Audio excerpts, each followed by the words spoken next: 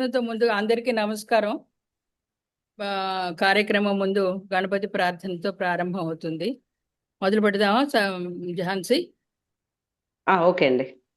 గజేంద్ర వదన నమోస్తుతే, గజేంద్ర వదన నమోస్తుతే, మహాగణపతే నమోస్తుతే, మహాగణపతే నమోస్తుతే, ఉమామహేశ్వర కుమార గణపతి, ఉమామహేశ్వర కుమార గణపతి నమామి గజముఖ నమోస్తుతే, నమామి గజముఖ నమోస్తుతే, గంగాధర సుత లంబోదర హర, గంగాధర సుత లంబోదర హర, విఘ్న వినాశక నమోస్తుతే, గంగాధర సుత లంబోదర హర, విఘ్న వినాశక నమోస్తుతే, గజేంద్ర వదన నమోస్తుతే, మహాగణపతే నమోస్తుతే. ధన్యవాదాలు. ఇప్పుడు గణపతి ప్రార్థన అయిన తర్వాత ఝాన్సీ గారిని సరస్వతి ప్రార్థన వినిపిస్తోందండి. సంగీత సామ్రాజ్య సంచారిణి, సంగీత సామ్రాజ్య సంచారిణి, శృంగార శృంగేరి పురవాసిని, సంగీత సామ్రాజ్య సంచారిణి, శృంగార శృంగేరి పురవాసిని, సంగీత సామ్రాజ్య సంచారిణి.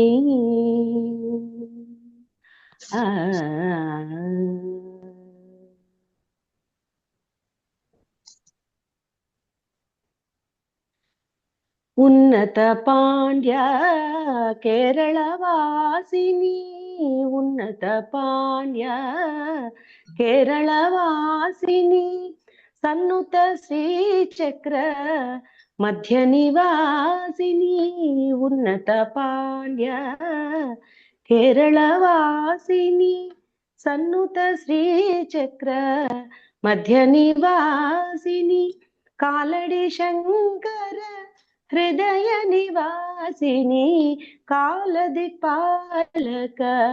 బ్రహ్మ విశ్వాసిని, కాలడి శంకర హృదయ నివాసిని, కాలదిక్పాలక బ్రహ్మ విశ్వాసిని, సంగీత సామ్రాజ్య సంచారిణి, శృంగార శృంగేరి పురవాసిని, సంగీత సామ్రాజ్య సంచారిణి, గాంధార పంచమ దైవత భూషిణి, నిషాద మధ్యమ సప్తస్వరూపిణి, గాంధార పంచమ దైవత రూపిణి, నిషాద మధ్యమ సప్తస్వరూపిణి, మందార కుసుమ మణిమయ తేజో మాధుర్య మోహన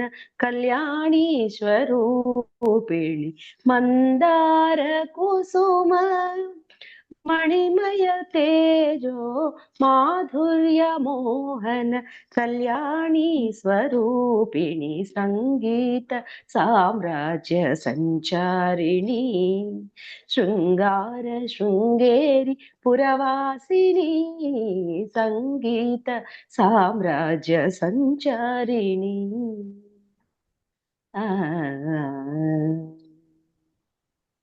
బాగుందండి. ధన్యవాదాలు. ధన్యవాదాలు. అందరూ శృంగేరి శారదామాత అంటే సరస్వతి స్వరూపం కాబట్టి అందరూ సరస్వతి స్వరూపులే కదా. మీరు సరస్వతి ప్రార్థన అన్నారు కదా, అదే బాగుంది. పద్మశ్రీ రావు గారికి, స్పందన సభ్యులందరికీ ఈరోజు ప్రధాన వక్తగా వచ్చినటువంటి సోదరి గిరిజారాణి గారికి స్వాగతం, నమస్కారం. మనం ఏదైనా రాయాలనుకున్నా, ఏదైనా సాధన భాష మీద పటుత్వం రావాలి. ఏ ప్రక్రియ రాయటానికి కూడా భాష మీద పటుత్వం అవసరం అని చెప్పేసి చాలామంది చెప్తున్నారు. ఒక వాక్య నిర్మాణం కానీ భాష మీద పటుత్వం కానీ సంపాదించాలి అంటే ప్రముఖ రచయితల కథలు చదివితే మనకు కొన్ని సూత్రాలు కానివ్వండి, కొన్ని ముఖ్యమైనటువంటి అంశాలు కానీ మనం నేర్చుకోగలుగుతాం అనేటటువంటి ఉద్దేశంతో ఇది రెండవ సమావేశం. ఒక రచయిత్రిని కానీ ఒక రచయితని కానీ తీసుకుని సమిష్టిగా అందరం కలిసి ఆ రచయిత యొక్క కథలని విశ్లేషిస్తూ అభిప్రాయాలను తీసుకుంటే మనకు సమగ్రంగా ఒక రచయిత యొక్క రచనని సంక్షిప్తంగాను సమగ్రంగాను అందరూ కలిసి చేస్తే ఒక విధమైనటువంటి రూపకల్పన వస్తుంది అనే ఉద్దేశంతో ఈ సమావేశం మొట్టమొదటి సమావేశం ప్రారంభమైంది. దానిలో ప్రధాన వక్తగా గాయత్రీదేవి గారు శ్రీపాద వారి రచనల గురించి ప్రసంగించారు. తదనంతరం మిగిలిన సోదర సోదరీమణులు, మన సభ్యులందరూ కూడా అదే రచయిత యొక్క కథలను కూడా, వారి అభిప్రాయాల్ని, కథా సంగ్రహాన్ని కూడా మనకు తెలియజేశారు. ఈరోజు మన కార్యక్రమానికి గిరిజారాణి గారు ప్రధాన వక్తగా వచ్చారు. ఆవిడ పి సత్యవతి గారి గురించి, ఆవిడ రాసినటువంటి కథలను గురించి ప్రసంగిస్తారు. 30 నిమిషాలు 40 నిమిషాలు ఆవిడ ప్రసంగిస్తారు. ఆ ప్రసంగం అయిన తర్వాత మిగతా సభ్యులు తల ఒక 5 నిమిషాల్లో మీ యొక్క స్పందనని, మీరు ఏ కథ ఎంచుకున్నది చదివి స్పందించవలసిందిగా కోరుతున్నాను. ఇప్పుడు ప్రస్తుతం గిరిజారాణి గారు, ప్రధాన వక్తగా అయినటువంటి గిరిజారాణి గారిని తన ప్రసంగాన్ని ప్రారంభించవలసిందిగా కోరుతున్నాను. స్పందన మిత్రులందరికీ నమస్కారాంజలండి. ఈ అవకాశాన్ని ఇచ్చిన ఇందిర గారికి కృతజ్ఞతలు. ఈరోజు ఇప్పుడు నేను చెప్పదలుచుకున్న రచయిత్రి, ఆవిడ రచనల గురించి చెప్పాలనుకున్నాను. ఆవిడ పి సత్యవతి గారు. ఈ సత్యవతి గారి గురించి ముందు నేను సేకరించిన సమాచారం కొద్దిగా వివరించిన తర్వాత అప్పుడు నేను చెప్పదలుచుకున్న కథల్లోకి వెళ్తాను. ఈ సమకాలీన తెలుగు సాహిత్యంలో రచయిత్రిగా శ్రీమతి పి సత్యవతి గారి స్థానం చాలా ప్రత్యేకమైందని చెప్పుకోవచ్చు. వీరు కథలు, నవలలు, సాహిత్య సమీక్షలు, వ్యాసాలు రాశారు. చాలా అనువాదాలు కూడా రాశారు. అయితే ఏ ప్రక్రియ చేపట్టినా కూడా స్త్రీ జీవితమే ప్రధానంగా రచనలు చేస్తూ వచ్చారు. అంటే ఈవిడ్ని స్త్రీవాద రచయిత్రని మనం చెప్పుకోవచ్చు అన్నమాట. కుటుంబం మొదలుకొని ప్రపంచీకరణ, సంస్కృతి వరకు స్త్రీల జీవితాన్ని హింసామయం చేస్తున్న వ్యవస్థలను గుర్తించి గురి చూడడమే ఆవిడ సాహిత్య తత్వం. ప్రత్యేకించి చెప్పాలంటే స్త్రీవాదానికి ప్రాతినిధ్య కథలే వీరి నుండి వచ్చాయని చెప్పుకోవచ్చు. పితృస్వామ్య సమాజంలో మహిళలకి ఉన్న కష్టాల కంటే వారే కొని తెచ్చుకుంటున్న కష్టాలు ఎక్కువైతే సమాజం వారి మీద రుద్దే పీడన, అపచారాలు, అవమానాలకు అంతే లేదు. ఈ ముప్పేట దాడిని సమర్థంగా ఎదుర్కోవాలంటే జరుగుతున్న దోపిడీ స్వరూపాన్ని, దోచుకునే విధానాలని ఎండగట్టాలని ఆవిడ అంటారు. ఆవిడ అభిప్రాయాలు, ఆవిడ భావనలు అన్ని ఆవిడ కథల్లో మనకి ప్రతిబింబిస్తూ ఉంటాయి. ఏ కథ తీసుకుని చూసినా కూడా అది పూర్తిగా స్త్రీకి సంబంధించిన కథే ఉంటుంది. ఆ స్త్రీకి సంబంధించిన సమస్యో ఇంకేదైనా ఉండొచ్చు, కానీ స్త్రీ చుట్టూనే తిరుగుతూ ఉంటుంది అనమాట. ఇల్లలకగానే, సూపర్ మమ్ సిండ్రోమ్, దమయంతి కూతురు, గాంధారి రాగం, ఇటువంటి కథలన్నీ కూడా స్త్రీవాద కథలకు ఉదాహరణగా చెప్పవచ్చు. ఇక రచయిత్రి గారి గురించి చెప్పాలంటే ఇంకా ఉంది, కానీ ప్రస్తుతానికి మొత్తం మీద ఈవిడ స్త్రీవాద రచయిత్రి, మంచి పేరు తెచ్చుకున్న రచయిత్రి, ఒక తరం వెనకాల రచయిత్రే కానీ సమకాలీన రచయిత్రి ఇప్పుడు ప్రస్తుతం. ఇప్పుడు ఈవిడ కథల్లోకి వెళ్ళడానికి ముందుగా నేను ఆవిడ కథల్లోంచి ఒకటి ఇల్లలకగానే అనే కథను తీసుకుంటున్నాను. ఆ కథను గురించి ఇప్పుడు మనకి పరిచయం చేద్దామని అనుకుంటున్నాను. మనం చిన్నప్పుడు ఓ కథ వినేవాళ్ళం, బాగా గుర్తే ఉండి ఉంటుంది. చెప్పుకునేవాళ్ళం. ఒక ఈగ ఇల్లు ఇలకుతూ తన పేరు మర్చిపోతుంది. అందరి దగ్గరికి వెళ్ళి అడుగుతూ ఉంటుంది, నా పేరేంటో చెప్పు, నా పేరేంటి అని చెప్పు అని. అది ఎవరు కూడా చెప్పలేరు. చివరికి ఏదో ఈగ అని ఎవరో అంటారన్నమాట. అలాగే తన పేరుని తెలుసుకుంటుంది. అదే కథని తీసుకున్నారు కాబోలు బహుశా ఆవిడ. కానీ అదేదో అప్పుడు చిన్నప్పుడు మనం ఏదో కథలా అనుకున్నాం, కానీ చాలా మంది ఆడవాళ్ళ జీవితాలకి ఆ కథకి చాలా దగ్గర సంబంధం ఉందన్నమాట. అదే అదే కథను ఈవిడ ఇక్కడ ఒక స్త్రీ రూపంలో ఇక్కడ మనకి పరిచయం చేశారు. ఒక ఒక స్త్రీ, ఒక మహిళ పెళ్లి కాకముందు చదువు సంధ్యలున్నాయి, తెలివితేటలున్నాయి, ఇంకా సమయస్ఫూర్తి, హాస్యం, లాస్యం అన్నీ ఉన్న ఒక యువతి. తండ్రి పెళ్లి చేశాడు. ఆవిడ మెళ్ళ 3 ముళ్ళు పడ్డాయి. అత్తగారింటికి వచ్చింది. భర్త చేయబట్టుకుని అత్తగారింటికి వచ్చింది. అక్కడ ఆవిడకి ఇంకా మరో లోకం ఇంకేమీ కనపడలేదు. తన ఇల్లు ఒకటే కనబడుతోంది. రోజు ఆ ఇళ్ళలకను ముగ్గులేను అంటే ఇక్కడ ఇళ్ళకి ముగ్గులేస్తోంది రోజు అని కాదు, ఆ ఇంటి పనుల్లో ఆవిడ తదేకంగా మునిగిపోయింది. ఇంకా మరో ప్రపంచం అంటూ లేదు. తన భర్త పిల్లలు, సంసారం, ఆ చదువులు, వాళ్ళకి వండి పెట్టడం, ఇల్లు శుభ్రం చేసుకోవడం, బట్టలు తుక్కోవడం, అంటే ఇంకేమీ లేదు. 3 అలుకు గుడ్డలు, 6 ముగ్గు బుట్టలు అని చెప్పి అన్నారనమాట. అదే జీవితం అయిపోయింది ఆవిడకి. ఆ మొగుడు కూడా, భర్త కూడా చాలా బాగుందో, ఇల్లు బాగా శుభ్రంగా పెడుతున్నావు అని చెప్పి ఒక కితాబ్ ఇచ్చేసరికి ఇంకా ఆవిడ పొంగిపోతుంది అనమాట. పిల్లలు కూడా అమ్మ చాలా బాగా వండుతున్నావు అని చెప్తే ఇంకా పొంగిపోతూ ఉంటుంది. ఇంకా ఇదే కాబోలు తన జీవితం అని చెప్పని అదే పందాలో కొనసాగుతూ ఉంటుంది. ఒకసారి ఎందుకో బయటకు వచ్చేసరికి ఎదురుగుండా ఇంటికి నేమ్ ప్లేట్ ఉంటుంది. ఎవరు ఆవిడ పేరు సుహాసిని పిహెచ్డి అని ఏదో ఉంటుంది అనమాట. అరే ఆవిడ ఇంట్లో ఆవిడ పేరు సుహాసిని అయితే మరి నా పేరేంటి అని అనుకుంటుంది.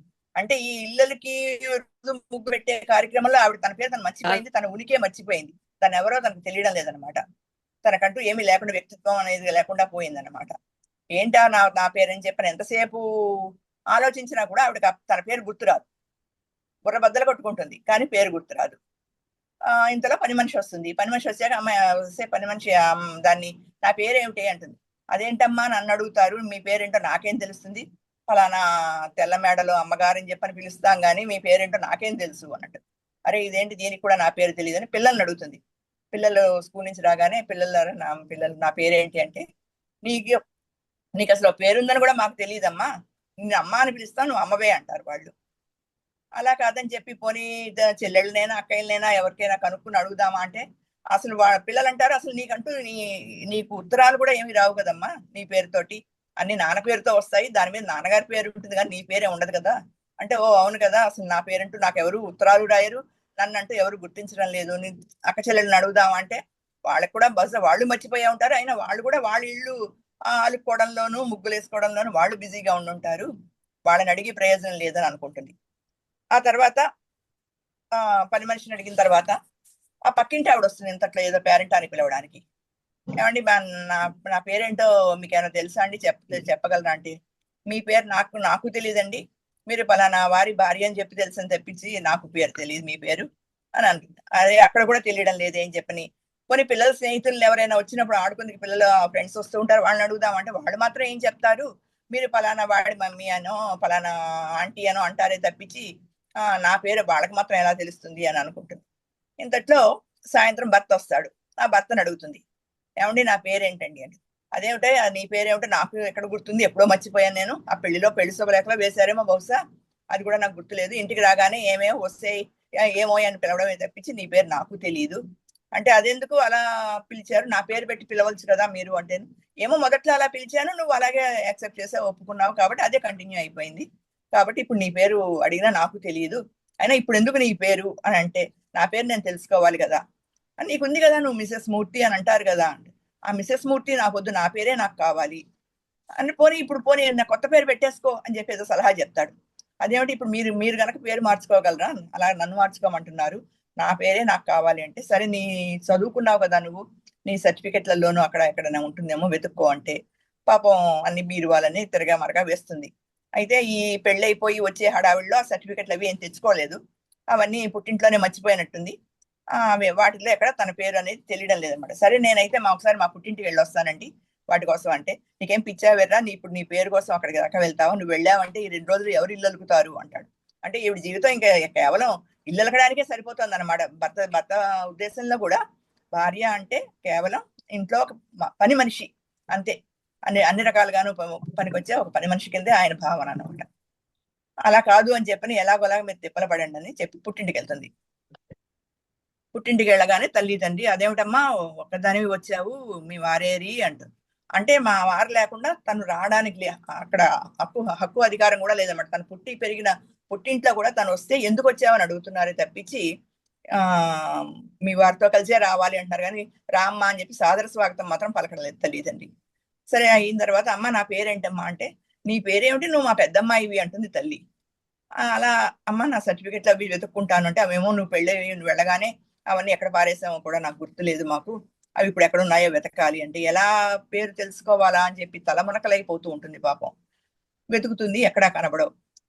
చివరికి రోడ్డు మీద ఒకసారి వెళ్తూ ఉంటే వెనకాల నుంచి ఎవరో ఒక తన ఫ్రెండ్ చిన్ననాడు తను కలిసి చదువుకున్న స్నేహితురాలు శారద అని పిలుస్తుంది అనమాట. అదేమిటి నేనే నా శారదని అని చెప్పి గబుక్కుని వెనక్కి తిరుగుతుంది. చూసేసరికి తన స్నేహితురాలు అనమాట.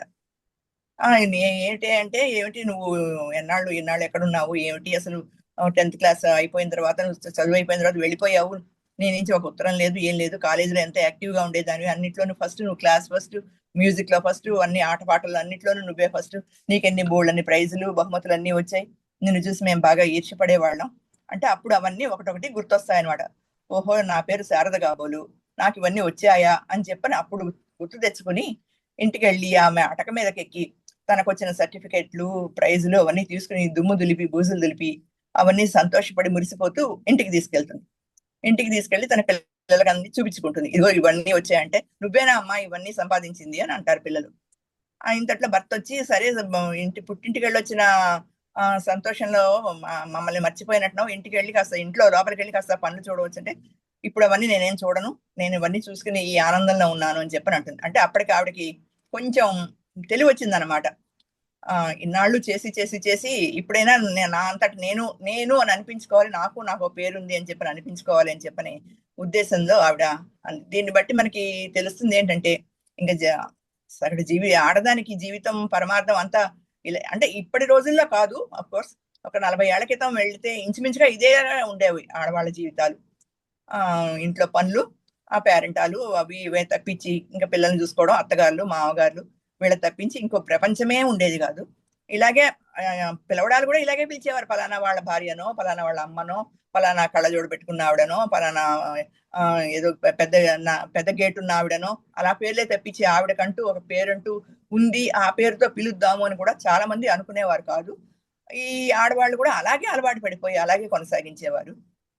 అటువంటిగా ఒక స్త్రీ గురించి సత్యవతి గారు ఈ ఇల్లలకగానే అనే కథలో మనకి పరిచయం చేశారనమాట.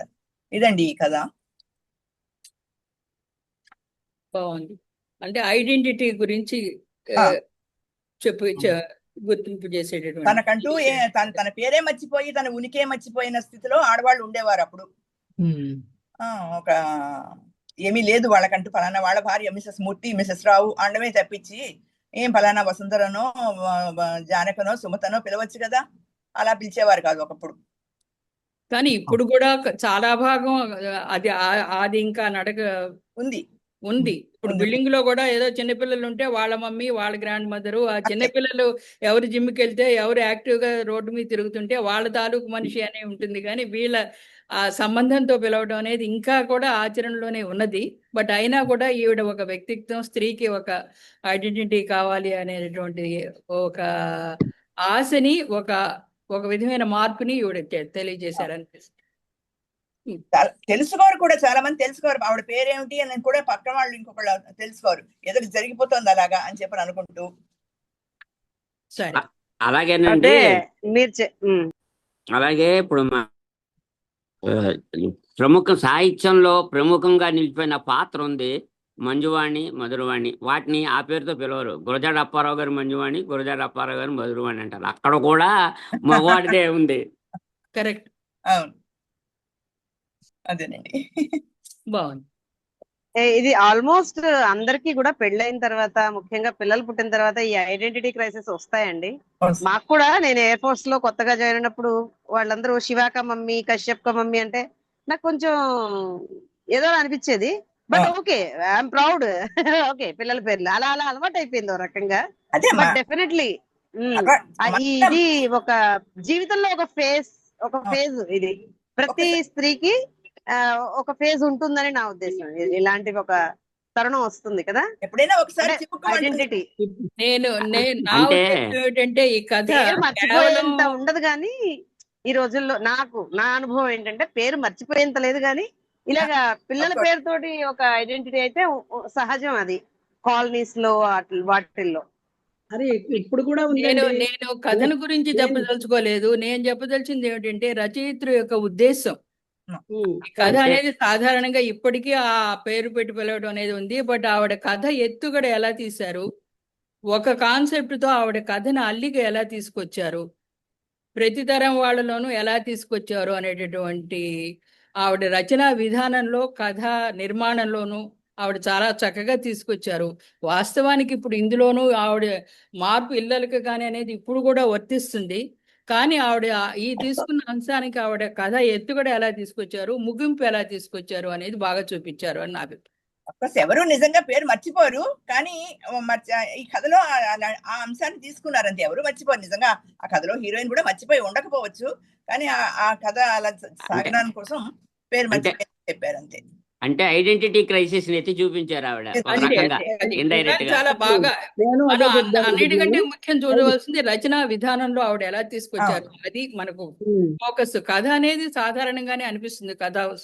కథా వస్తువులో నాకు పెద్ద గొప్పతనం అంటూ లేదు కానివ్వండి, ఆ కథకి పేరు వచ్చింది ఆవిడ రాసిన కథా విధానం, ఆ ఎత్తుగడ ఆ కథా నిర్మాణంలో ఉందేమో అని అనిపిస్తుంది నాకు. వేరే కథకి వెళ్దామా మరి మనం? మీరు నిజంగా మనం కథ చదివితే పూర్తిగా తెలుస్తుంది. మనం క్లుప్తంగా అందులో ఉన్న అంశాలు మనం చెప్పుకుంటున్నాం కాబట్టి స్పష్టంగా తెలియకపోవచ్చు, కానీ కథలో ప్రతి వాక్యం చదువుతూ ఉంటే కనుక స్పష్టంగా మనకి తెలుస్తుంది. అది తెలుసు. బాగుందండి. ఈవిడికి అసలు ఈ కథతోనే పేరు వచ్చింది ఈ రచయిత. అవును, రైట్. ఈ కథతో చాలా పేరు వచ్చింది. ఇంకొకటి సూపర్ మామ్ సిండ్రోమ్, రెండో కథ. ఇందులో సూర్యారావును అనురాధ భార్యాభర్తలు. ఈ అనురాధ లేచిన తర్వాతనే సూర్యుడు ఓహో తెల్లారింది కాబోలు అనుకుని ఉదయిస్తాడట. ఆ కథలో మొదలు అలా పెట్టారనమాట. సుమతి సూర్యుడిని ఆపేసినట్టు అనురాధ కాలచక్రాన్ని నిలిపివేసిందా అని అనుకుంటాడట భర్త. ఎందుకంటే ఎప్పుడు చాలా ఎర్లీగా లేచిపోతుంది. 4 గంటలకో 3 గంటలకో అలా లేచిపోవడం, ఇంట్లో పనులు చేసుకోవడం. అప్పుడు ఆవిని చూసే సూర్యుడు ఉదయించాడు అని చెప్పారనమాట మొదట్లో. అయితే ఆ రోజు మాత్రం గోడ గడియారం 9 కొట్టింది, కానీ అనురాధ మాత్రం నిద్ర లేవలేదు. ఇదేమిటి ఇలా అయిపోయిందని చెప్పని గబుక్కుని భర్తలు నిద్ర లేచి కాలచక్రం ఆగిపోలేదు కానీ అనురాధే ఆగిపోయింది అన్నట్లు గడియారం 9 గంటలు కొట్టిందిట. ఆవిడకి అసలు పొద్దున్నే నిద్ర లేచి 5 నిద్ర లేచి వీధి చివర పాల ప్యాకెట్లు తీసుకుని రావడం నుంచి ఆవిడ దినచర్య మొదలవుతుంది. ఎందుకంటే వాడు పాల ప్యాకెట్లు వాడి ఇంటికి వేస్తే ఆ వాడికి ఎక్స్ట్రా ఇవ్వాల్సి వస్తుంది 10 రూపాయలు. ఆ 10 రూపాయలు మిగులుద్దాం, ఇంకో దానికి ఉంటాయి అనే ఉద్దేశం. ప్రతి దాంట్లోనూ పొదుపు అన్నమాట. ఆవిడ డబ్బులు రూపాయి కూడబెట్టడం అనే ఉద్దేశం అక్కడ ఆవిడ కనబడుతోంది అనమాట. అందులో ఆ రోజు మాత్రం ఆవిడ నిద్ర లేవలేదు. 9 గంటల దాకా కూడా చూసి భర్త లేచి చూసేటప్పుడే తీసి చూసేసరికి ఇంకా ఉలిక్కి పడతాడు. ఎందుకంటే ఆవిడలో చలనం లేదు. ఆ చలనం లేకుండా అలా పడుకుని ఉండిపోయింది అనమాట.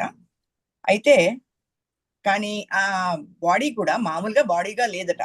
ఎలా ఉందిట? అనురాధ శరీరం అంతా తెల్లగా సున్నం కొట్టినట్టు మారిపోయిందిట. కళ్ళు తెరుచుకుని ఉన్నాయట. కట్టిన చీర కట్టినట్టే ఉంది, కానీ కాళ్ళు చేతులు సీమ సున్నంతో చేసినట్టు అయిపోయాయట.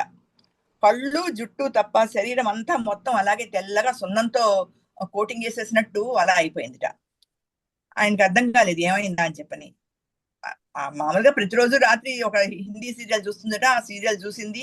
ఆ మన్నాడు పొద్దున కోసం ఇడ్లీ వేయాలని చెప్పి పప్పు గ్రైండ్ చేసింది. మంచి కాఫీ ఫిల్టర్ లో డికాషన్ రెడీ చేసింది. మన్నాడు ఉదయం కోసం అన్ని ఒకటే 1.5 పనులు చేస్తుంటుందట ప్రతిరోజు ఆవిడ. అలాంటివన్నీ చేసి చాలా ముందు చూపున్న మనిషి. ఈ వేట కోసం ముందు రోజే ఆవిడ ప్రిపేర్ అయిపోతూ ఉంటుంది ఎప్పుడు కూడా. అలాంటి మనిషి ఈ రోజు లేవలేదు. ప్రతిరోజు సూర్యుడి ఉదయించక ముందే నిద్ర లేచే మనిషి ఈ రోజు 9 అయినా కూడా లేవలేదు. చూసేసరికి చలనం లేకుండా ఒక సున్నం కొట్టిన బొమ్మలాగా మంచం మీద పడుకుని ఉండేసరికి ఆయనకి కొంచెం అనుమానం వచ్చి ఆ ముక్కు దగ్గర వేలు పెట్టి చూశాడు. కొంచెం శ్వాస అది లేదనమాట. ఉలిక్కి పడ్డాడు. ఇదేమిటి చచ్చిపోయిందా అని చెప్పి అనుమానం వచ్చి చెమటతో ఒళ్ళంతా చెమటతో తడిసిపోయాట. వెంటనే తన స్నేహితుడు సుబ్బారావుకి ఫోన్ చేసి పిలిపించాడు. ఆ సుబ్బారావు వచ్చి డాక్టర్ని తీసుకుని వచ్చాడు. డాక్టర్ వచ్చి చూశాడు, కానీ ఆవిడకి వచ్చిన ఏ జబ్బుతో చచ్చిపోయిందో, ఎందుకలా బాడీ మొత్తం అలా అయిపోయిందో అర్థం కాలేదు, కానీ చచ్చిపోయిందని మాత్రం ఆయన డిక్లేర్ చేసేసాడు అనమాట. ఆ వెంటనే క్షణాల మీద వీధి వీధంతా వార్త పాకిపోయింది. అందరూ వచ్చేసారు. ఇంకా శవాన్ని కింద పడుకోబెట్టడం అయితేని, దీపం పెట్టడం అన్ని అలా రొటీన్ జరిగిపోతుంది అనమాట. ఆ పిల్లలు ఎక్కడో అమెరికాలోనో ఎక్కడో ఉన్నారట. కూతురికి ఫోన్ చేస్తే నేను వచ్చేదాకా బాడీ నుంచండి, ఏమి తీసుకెళ్ళిపోద్దు అని చెప్పి అక్కడ న్యూజెర్సీ నుంచి రావాట. కొడుకేమో నాకు రావడం కుదరదు, ఏదో వీసా ప్రాబ్లమో ఏదో చెప్పాట. ఇంకా అందుకోసమని కూతురు వచ్చేదాకా వెయిట్ చేస్తున్నారు. ఈ లోపల స్నేహితుడు వచ్చిన సుబ్బారావుకి ఎందుకో అనుమానం వచ్చింది. ఏమిటి ఈవిడ బాడీ ఇలా ఉంది, ఒకసారి ముట్టుకుని చూద్దామా అని అనిపించి కూడా బాగుండదు, తన స్నేహితుడి భార్య శరీరం అది అలా పట్టుకుంటే బాగుండదు అన్నట్టు ఊరుకున్నాడు. ఈ లోపల ఏదో లోపలికి వెళ్ళాడు ఆ భర్త. వెళ్ళినప్పుడు ఇతను ఏం చేశాడంటే నెమ్మదిగా ఆ కాలు దగ్గర ఎక్కడో చిన్న పీస్ ఇలా గీకాట. గీకితే తెల్లగా పొట్టు పొట్టులాగా వచ్చింది ఏదో ఒకటి. అది జేబులో వేసుకున్నాడు. వేసుకుని బయటికి వెళ్ళాట. పిల్లల్ని అమెరికా పంపించడం కోసం, ఫారిన్ చదువులు చదివించడం కోసం తెగ కంకణం కట్టుకుంది. వాడిని ఎలాగైనా స్టేట్స్ పంపాలని కంకణం కట్టుకుంది అనురాధ. నయానా భయాన చదివించి బోలెడు డబ్బు ఖర్చు పెట్టి వాడిని స్టేట్స్ తరిమింది కూడా అనురాధే. బ్యాంకులో అందరూ ఆవిడ వంక చాలా అభినందన పూర్వకంగా చూస్తారట. నీ పిల్లలు రత్నాలు అంటారట. అలా అనాలని ఆవిడ కోరిక అనమాట. పిల్లల్ని అందరూ పొగడాలి, నీ పిల్లలు అమెరికా వెళ్ళారు, నీ పిల్లలు ఫారిన్ వెళ్ళారు, అక్కడ చదువుకుంటున్నారు అని చెప్పని. అయితే ఇప్పుడు ఈ పరిస్థితిలో మాత్రం కొడుకు రాలేకపోతున్నాడు. ఇంకా కూతురు మాత్రం నేను వస్తాను, వచ్చేదాకా కొంచెం ఉంచండి తల్లి శవాన్ని అని చెప్పి కోరగా అది ఉంచారు. అయితే ఇది మామూలు శవంలా లేదు, సున్నంలా ఉంది, ఐస్ మీద పెడితే చెడిపోతుందేమో అని ఒకళ్ళు, పోనీ శవం చుట్టూ ఏదైనా మందు జల్లండి కొంతమంది, ఇలా అందరూ ఏదో వచ్చిన వాళ్ళందరూ ఒక్కొక్కళ్ళు ఒక్కొక్క సలహా చెప్పడం అనమాట. ఈ సుబ్బారావు అతను తీసుకున్న తర్వాత ఇంటికి వెళ్ళి ఆ జేబులో వేసుకున్న ఆ పొట్లాన్ని తన కూతురికి ఇచ్చాట. ఆ కూతురు అది తీసుకుని వెళ్ళి ల్యాబొరేటరీలో ఇస్తే వాళ్ళు ఏదో టెస్టులు చేసి అది అది అది ఏమిటంటారు, తలనొప్పికి వేసుకునే ఆస్పిరిన్ టాబ్లెట్ అని చెప్పారట. ఆ మొక్క అతని చేతికి వచ్చింది కదా, ఆ మొక్క టెస్ట్ చేస్తే అది టాబ్లెట్ అని చెప్పారట. ఇంకా అక్కడికి వచ్చి ఆ అమ్మాయి వాళ్ళ కూతురు కూడా లెన్స్ ఒకటి తీసుకుని వచ్చి ఆవిడ్ని పరిశీలనగా చూడడం మొదలెట్టిందిట. చూసేసరికి ఆవిడ శరీరం సున్నంలా కాదుట మారిపోయింది. శరీరం మొత్తం రకరకాల టాబ్లెట్లు అతుకు పెట్టినట్టు ఉందిట. కొన్ని పెద్దవి, కొన్ని చిన్నవి, కొన్ని లేత గులాబీ రంగువి, కొన్ని గుండ్రనివి, కొన్ని పలకలవి, ఇలా రకరకాల టాబ్లెట్లు అతికించి చేసిన బొమ్మలా ఉందిట. ఆ సెవెన్ మొత్తం టాబ్లెట్ తోటి కవర్ అయిపోయింది అనమాట ఆవిడ బాడీ. ఇంతట్లో ఒక ఆవిడేమో అయ్యో చీమలు పట్టేస్తున్నాయండి శవానికి అందుట. అవును, అందులో షుగర్ కలిపిన టాబ్లెట్లు ఉండి ఉంటాయి, అందుకని షుగర్ కోటెడ్ టాబ్లెట్లు కూడా ఆవిడ వేసుకుని ఉంటుంది బహుశా, అవన్నీ బాడీలో ఉన్నాయి, అందుకని చీమలు వస్తున్నాయి కాబోలు. ఇంకా వచ్చిన జనాలకు అందరికీ ఏంటంటో సందేహాలు వచ్చేస్తున్నాయి, అనుమానాలు వస్తున్నాయి. ఆ శవాన్ని చూసి ఒక్కొక్కళ్ళు కొంచెం కొంచెం గిల్లి గిల్లి చూస్తున్నారట ఆ బాడీని, చేతులు కాళ్ళును. ఈ భర్తకి చాలా కంగారు దడ వచ్చేసిందిట. ఏమిటి నా కూతురు అమెరికా నుంచి వచ్చేసరికల్లా వీళ్ళందరూ ఈ శవాన్ని అంతా ముక్కలు ముక్కలు చేసేటట్టున్నారు అని చెప్పని అనుకుంటూ, ఇక్కడ వద్దు, ఈ బాడీని తీసుకెళ్ళి నేను బెడ్రూమ్ లోనే పడుకోబెడతాను అని చెప్పనంటే, వచ్చిన వాళ్ళు అలా పడుకోబెట్టకూడదు అని అంటే, కాదు ఈ ఇల్లు ఆవిడది, ఆవిడ కట్టుకున్న ఇల్లు, అక్కడే పడుకుంటుందని చెప్పి మొత్తానికి తీసుకెళ్లి లోపల దాచేసేట బాడీని కూతురు వచ్చేదాకా. అయితే ఇల్లంతా మొత్తం జనంతో నిండిపోయింది. ఇంట్లో ఇంతమంది జనం ఉండడం అసలు ఆవిడకి ఇష్టం ఉండేది కాదు అనురాధకి. ఎందుకనంటే తను వేయించుకున్న మార్బుల్ రాళ్ళు మాసిపోతాయని ప్రతిరోజు ఆ రాళ్ళు సబ్బు పెట్టి కడుక్కోవడం, బాత్రూమ్లు కడుక్కోవడం, ఆ గ్యాస్ స్టవ్ ని తడతడలాడుతూ తుడుచుకోవడం, ఇవన్నీ ఆవిడకి అలవాటు అనమాట. ఇల్లంతా చాలా శుభ్రంగా ఉండాలి, నీట్ గా ఉండాలి, అందరూ చూడాలి, కానీ ఎవరు ఎక్కువ మంది ఇంటికి రాకూడదు, తన్ని చూసి గొప్పగా చెప్పుకోవాలి అని. ఆవిడ హౌస్ కీపింగ్ దగ్గర నుంచి మనీ మేనేజ్మెంట్ దాకా కూడా ఆవిడదే అన్నమాట పెత్తనం అంతా. షేర్లు కొనడం, అమ్మడం, బంగారం తాకట్టు పెట్టి అప్పు తెచ్చి బంగారం కొనడం. ఈ రోజు సంసారం ఇంత పైకి వచ్చింది అంటే కారణం ఆవిడే అనమాట. ఇంతట్లో కూతురు వచ్చేసింది, అమెరికా నుంచి కూతురు వచ్చింది. వచ్చి అయ్యో ఏడుస్తూ మొదలెడుతుంది మమ్మీ అని చెప్పని. ఆ కూతురుకి అమెరికా సంబంధం చేయడానికి ఎంత కష్టపడిందో, చాలా కష్టపడింది అనమాట ఆవిడ అనురాధ. ఆ అల్లుడి తల్లి కోరిన 1,00,000 కోరికల్ని కూడా తీర్చడానికి చూడ చాలా అవస్థ పడింది.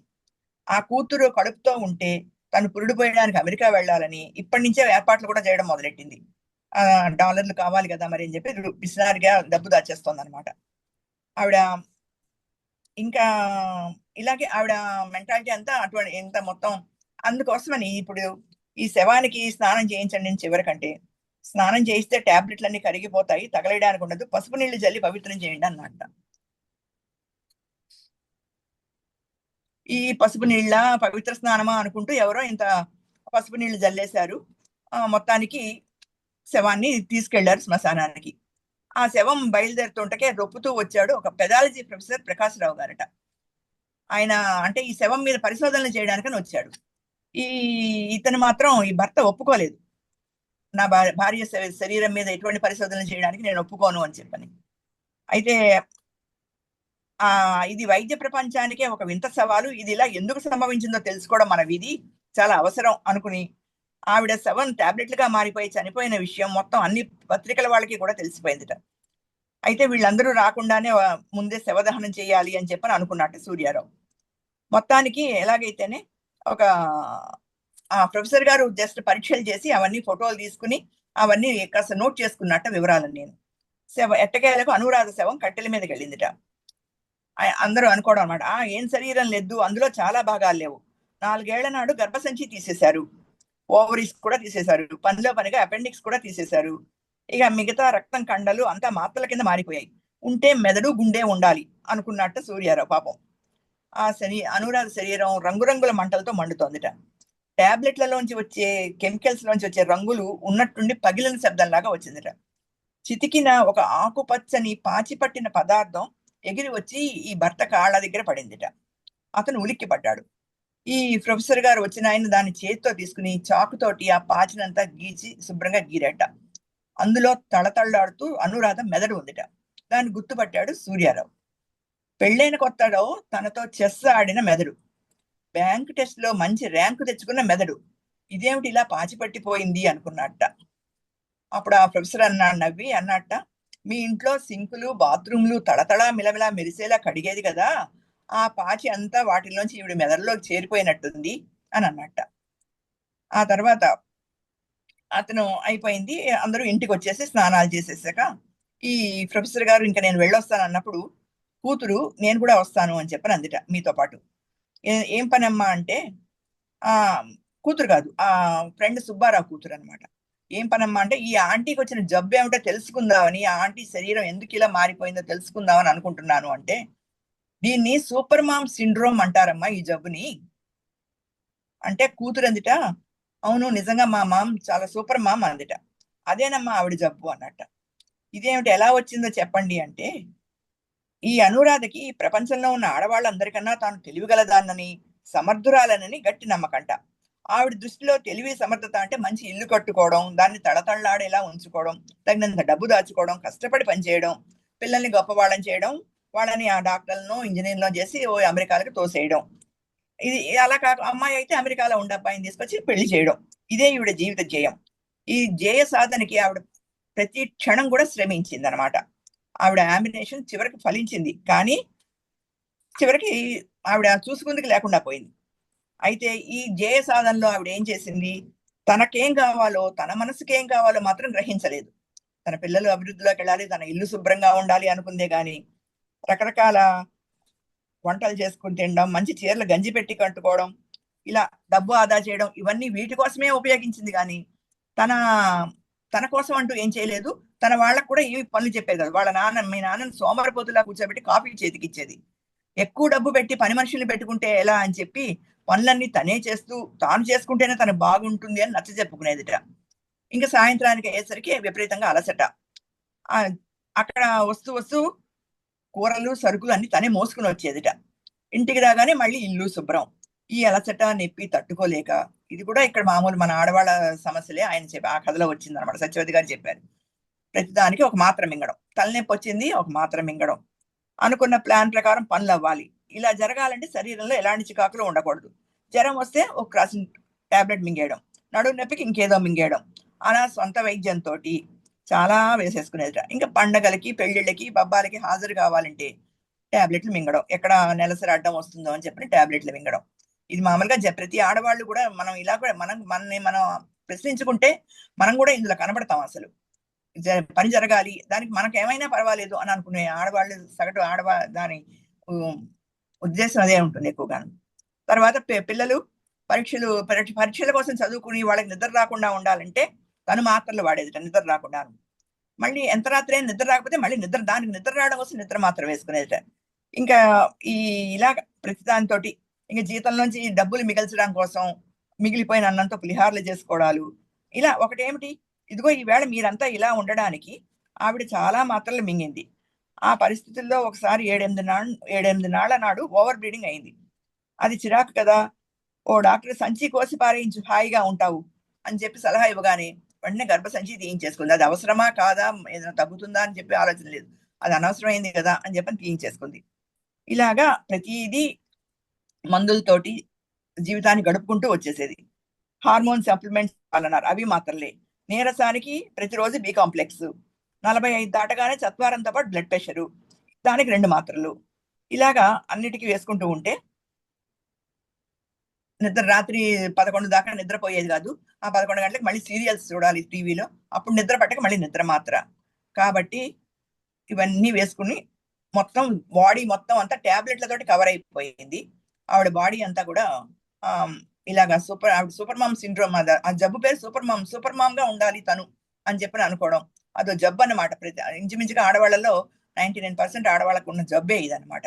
తను గొప్పగా చెప్పుకోవాలి, తన పిల్లలు గొప్ప స్టేజ్కి వెళ్ళాలి అని చెప్పి అనుకోవడంలో తను మర్చిపోతారు, తన ఆరోగ్యం మర్చిపోతారు, తన సుఖ సంతోషాలు మర్చిపోతారు, తన హ్యాపీనెస్ మర్చిపోతారు, తను ఎలా ఉండాలి అనుకునేది కూడా మర్చిపోతారు. దాంతో అలా ముగిసిపోయింది ఆవిడ జీవితం. పాప ఆ కూతురు, ఇదంతా నాకు తెలియదు, it is quite amazing uncle, I don't know, how sad అందుట. అవునమ్మా, యూ డెంట్ నో, ఎందుకంటే నువ్వు ఎప్పుడెప్పుడు అమెరికా మొగుడిని డాలర్లు రుచి చూద్దామా అనే ఆతృతల్లో ఉన్నావు. అమ్మను పట్టించుకునే టైం నీకెక్కడిది, పైగా మీ అమ్మకి భిన్నమైన ఆలోచన మాత్రం నీకెక్కడిది అని అన్నట్ట. కాబట్టి ఇది ఇంతటితో కథ అయిపోయింది. ఆ పిల్లకి వాళ్ళ అమ్మని కౌగలించుకుని భోరుమని ఏడవాలనిపించింది, ఆవిడ్ని రక్షించుకోవాలనిపించింది. కానీ అప్పటికే ఆవిడ జీవితం ముగిసిపోయింది. బాగుంది. సూపర్ మామ్ సిండ్రోమ్ అంటే కథ పేరు బాగా తగినట్టు పెట్టే. అదే. అంటే ఇది దాదాపు ఈ 80-2000 మధ్యలో అందరూ అమెరికా సంబంధాలు చెయ్యాలి అన్న దీంట్లో పడ్డ ఇబ్బందులు, వాళ్ళు అప్పుడు చేసే పొదుపులు, తర్వాత ఎదుటి వాళ్ళు వచ్చినప్పుడు మన ఇల్లు చూడాలి, మన చూసి మన కుటుంబం నచ్చి మన అమ్మాయిని చేసుకుంటారు, అట్రాక్ట్ అవుతారు, అంటే మన సిస్టమ్కి, మన క్లీనినెస్కి అన్న ఫీలింగ్లు కూడా ఆ రోజుల్లో ఎక్కువ ఉండేవి. ఒక స్టేటస్ మెయింటైన్ చేయాలి. స్టేటస్ అంటే అమెరికా అల్లుడు, అమెరికా ఉంటేనే ఇది అన్నట్టుగా. దానివల్ల ఏంటంటే తమ ఆరోగ్యం కానీ తమ జీవిత విధానం కానీ పూర్తిగా మార్చేసుకొని అలా వెళ్ళిపోయారు. ఆఖరికి ఏంటంటే చనిపోయే టైంకి అటు కొడుకో కూతురు ఎవరో రాకపోవడం అన్నది కామన్ అయిపోయింది ఆ రోజుల్లో. అంతే అది ఇంకా ఇలా మందుల మీద మాత్రల మీద జీవితాన్ని గడిపేసుకుంటూ తన లైఫ్ తను చూసుకోకుండా సొంత వైద్యంతో ఇది కొంతమందికి ఒక ఏమంటారు, ఒక గుణపాఠం లాగా కూడా ఉంటుంది కదా. అవునండి. స్వసుఖాన్ని వదిలిపెట్టుకొని. అయితే ఆవిడ ఎంచుకున్న పేరు కూడా బాగుందండి, అనురాధ అని. ఎందుకంటే ఈ అనురాధ అన్న పేరు సినిమా ఒకటి వచ్చింది, అనురాధ అని, కృష్ణ విజయ నిర్మల. తర్వాత మన నవీన్ గారు, అంపశయ్య నవీన్ గారు విత్ లవ్ ఫ్రమ్ అనురాధ అన్న ఒక కథానికలో కూడా ఈ పేరు వాడారు.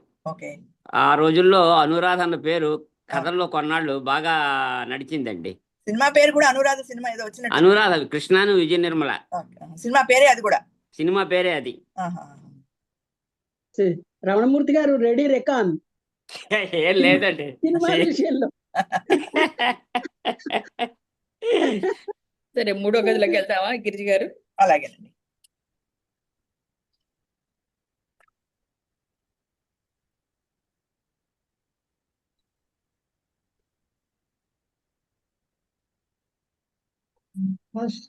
చల్లగా లేదు.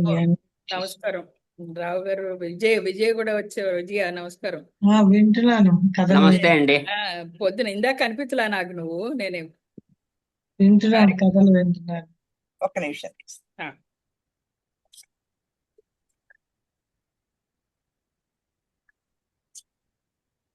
మీరు మొదలెట్టే ముందు సత్యవతి గారి గురించి మీరు చెప్పనే కొంచెం పరిచయం నేను చెప్పనా? మా కొన్ని విషయాలు చెప్పండి నేను చెప్పండి. సేకరించిన విషయాలు మీరు రెడీ అయినప్పుడు చెప్పండి. అలాగే చెప్పండి చెప్పండి చెప్పండి. సత్యవతి గారికి ఆవిడ చెప్తారు, ఆవిడకి మాలతీ చందూరు మీద ప్రభావం వాళ్ళ ఇంటిల్లిపాదికి కూడా ఎక్కువ ఉంది అని. ఓకే. వాళ్ళ నాన్నగారు ఏమిటి, వాళ్ళ అమ్మగారు ఏమిటి, తను ఏమిటి చాలా ఎక్కువగా ఉంది. ఆవిడ చిన్నతనంలో ఏమో ఇంగ్లీష్ ప్రభావం కూడా చాలా ఎక్కువగా ఉంది. వాళ్ళ నాన్నగారికి ఇంగ్లీష్ అంటే ఎక్కువ మక్కువ. ప్రతివారు కూడా ఈవిడ చిన్నతనంలోనే Charles Dickens, Thomas Hardy novels చదవడం అనేది చాలా ఒక హాబీగా పెట్టుకున్నారు. అట్లా వాళ్ళ నాన్నగారు చదివి వినిపించమనేవారని. ఇంగ్లీష్లో వార్తలు తెలుగులోకి అనువాదం చేసి మాకు చెప్పమని, ఈ విధంగా ఆవిడ ఇంగ్లీష్ మీద మమకారం వాళ్ళ నాన్నగారికి ఇష్టం అవటం వల్ల ఈవిడ కూడా ఇంగ్లీష్ లెక్చరర్గా అయ్యాను అని చెప్పుకున్నారు. మాలతీ చందూరు కథలు, ఆవిడ ప్రశ్నలు సమాధానాలు, ఆవిడ ఏ పుస్తకాలు చదవమన్నది అని ఆవిడ ప్రమదావనంలో ఉద్దేశించారో ఆ పుస్తకాలన్నీ నేను చదివాను, దానివల్లనే నాకు ఇంత జ్ఞానం వచ్చింది అని కూడా ఆవిడ ఒక సమావేశంలో వ్యక్తపరిచారు. తర్వాత వాళ్ళ నాన్నగారు రుమాల్లో పౌడర్ వేసుకుని పాకెట్లో పెట్టుకుంటే ఏమిటి అలా వేసుకుంటున్నావు అంటే ప్రమదావనంలో మాలతీ చందూర్ గారు ఈ సలహా ఇచ్చారు, అది పాటిస్తున్నాను అనేవారు. అలా ఆ విధంగా కూడా నేను మాలతీ చందూర్ మీద ఉన్న కథలు కానివ్వండి, ఆవిడ సలహాలు కానివ్వండి, ఆవిడ సూచనలు కానివ్వండి, రచనల మీద ఏమిటి, నడవడిక మీద ఏమిటి, మా కుటుంబం మీద అందరికీ కూడా చాలా ప్రభావం ఉంది అని చెప్పారు. మీరు రెడీ అయితే చెప్పండి, మళ్ళీ మళ్ళీ అందుకుంటాను. మాఘ సూర్యకాంతి.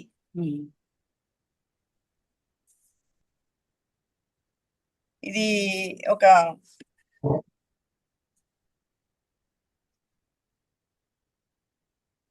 కమల జీవితం అన్నమాట. ఇది కమల గురించి.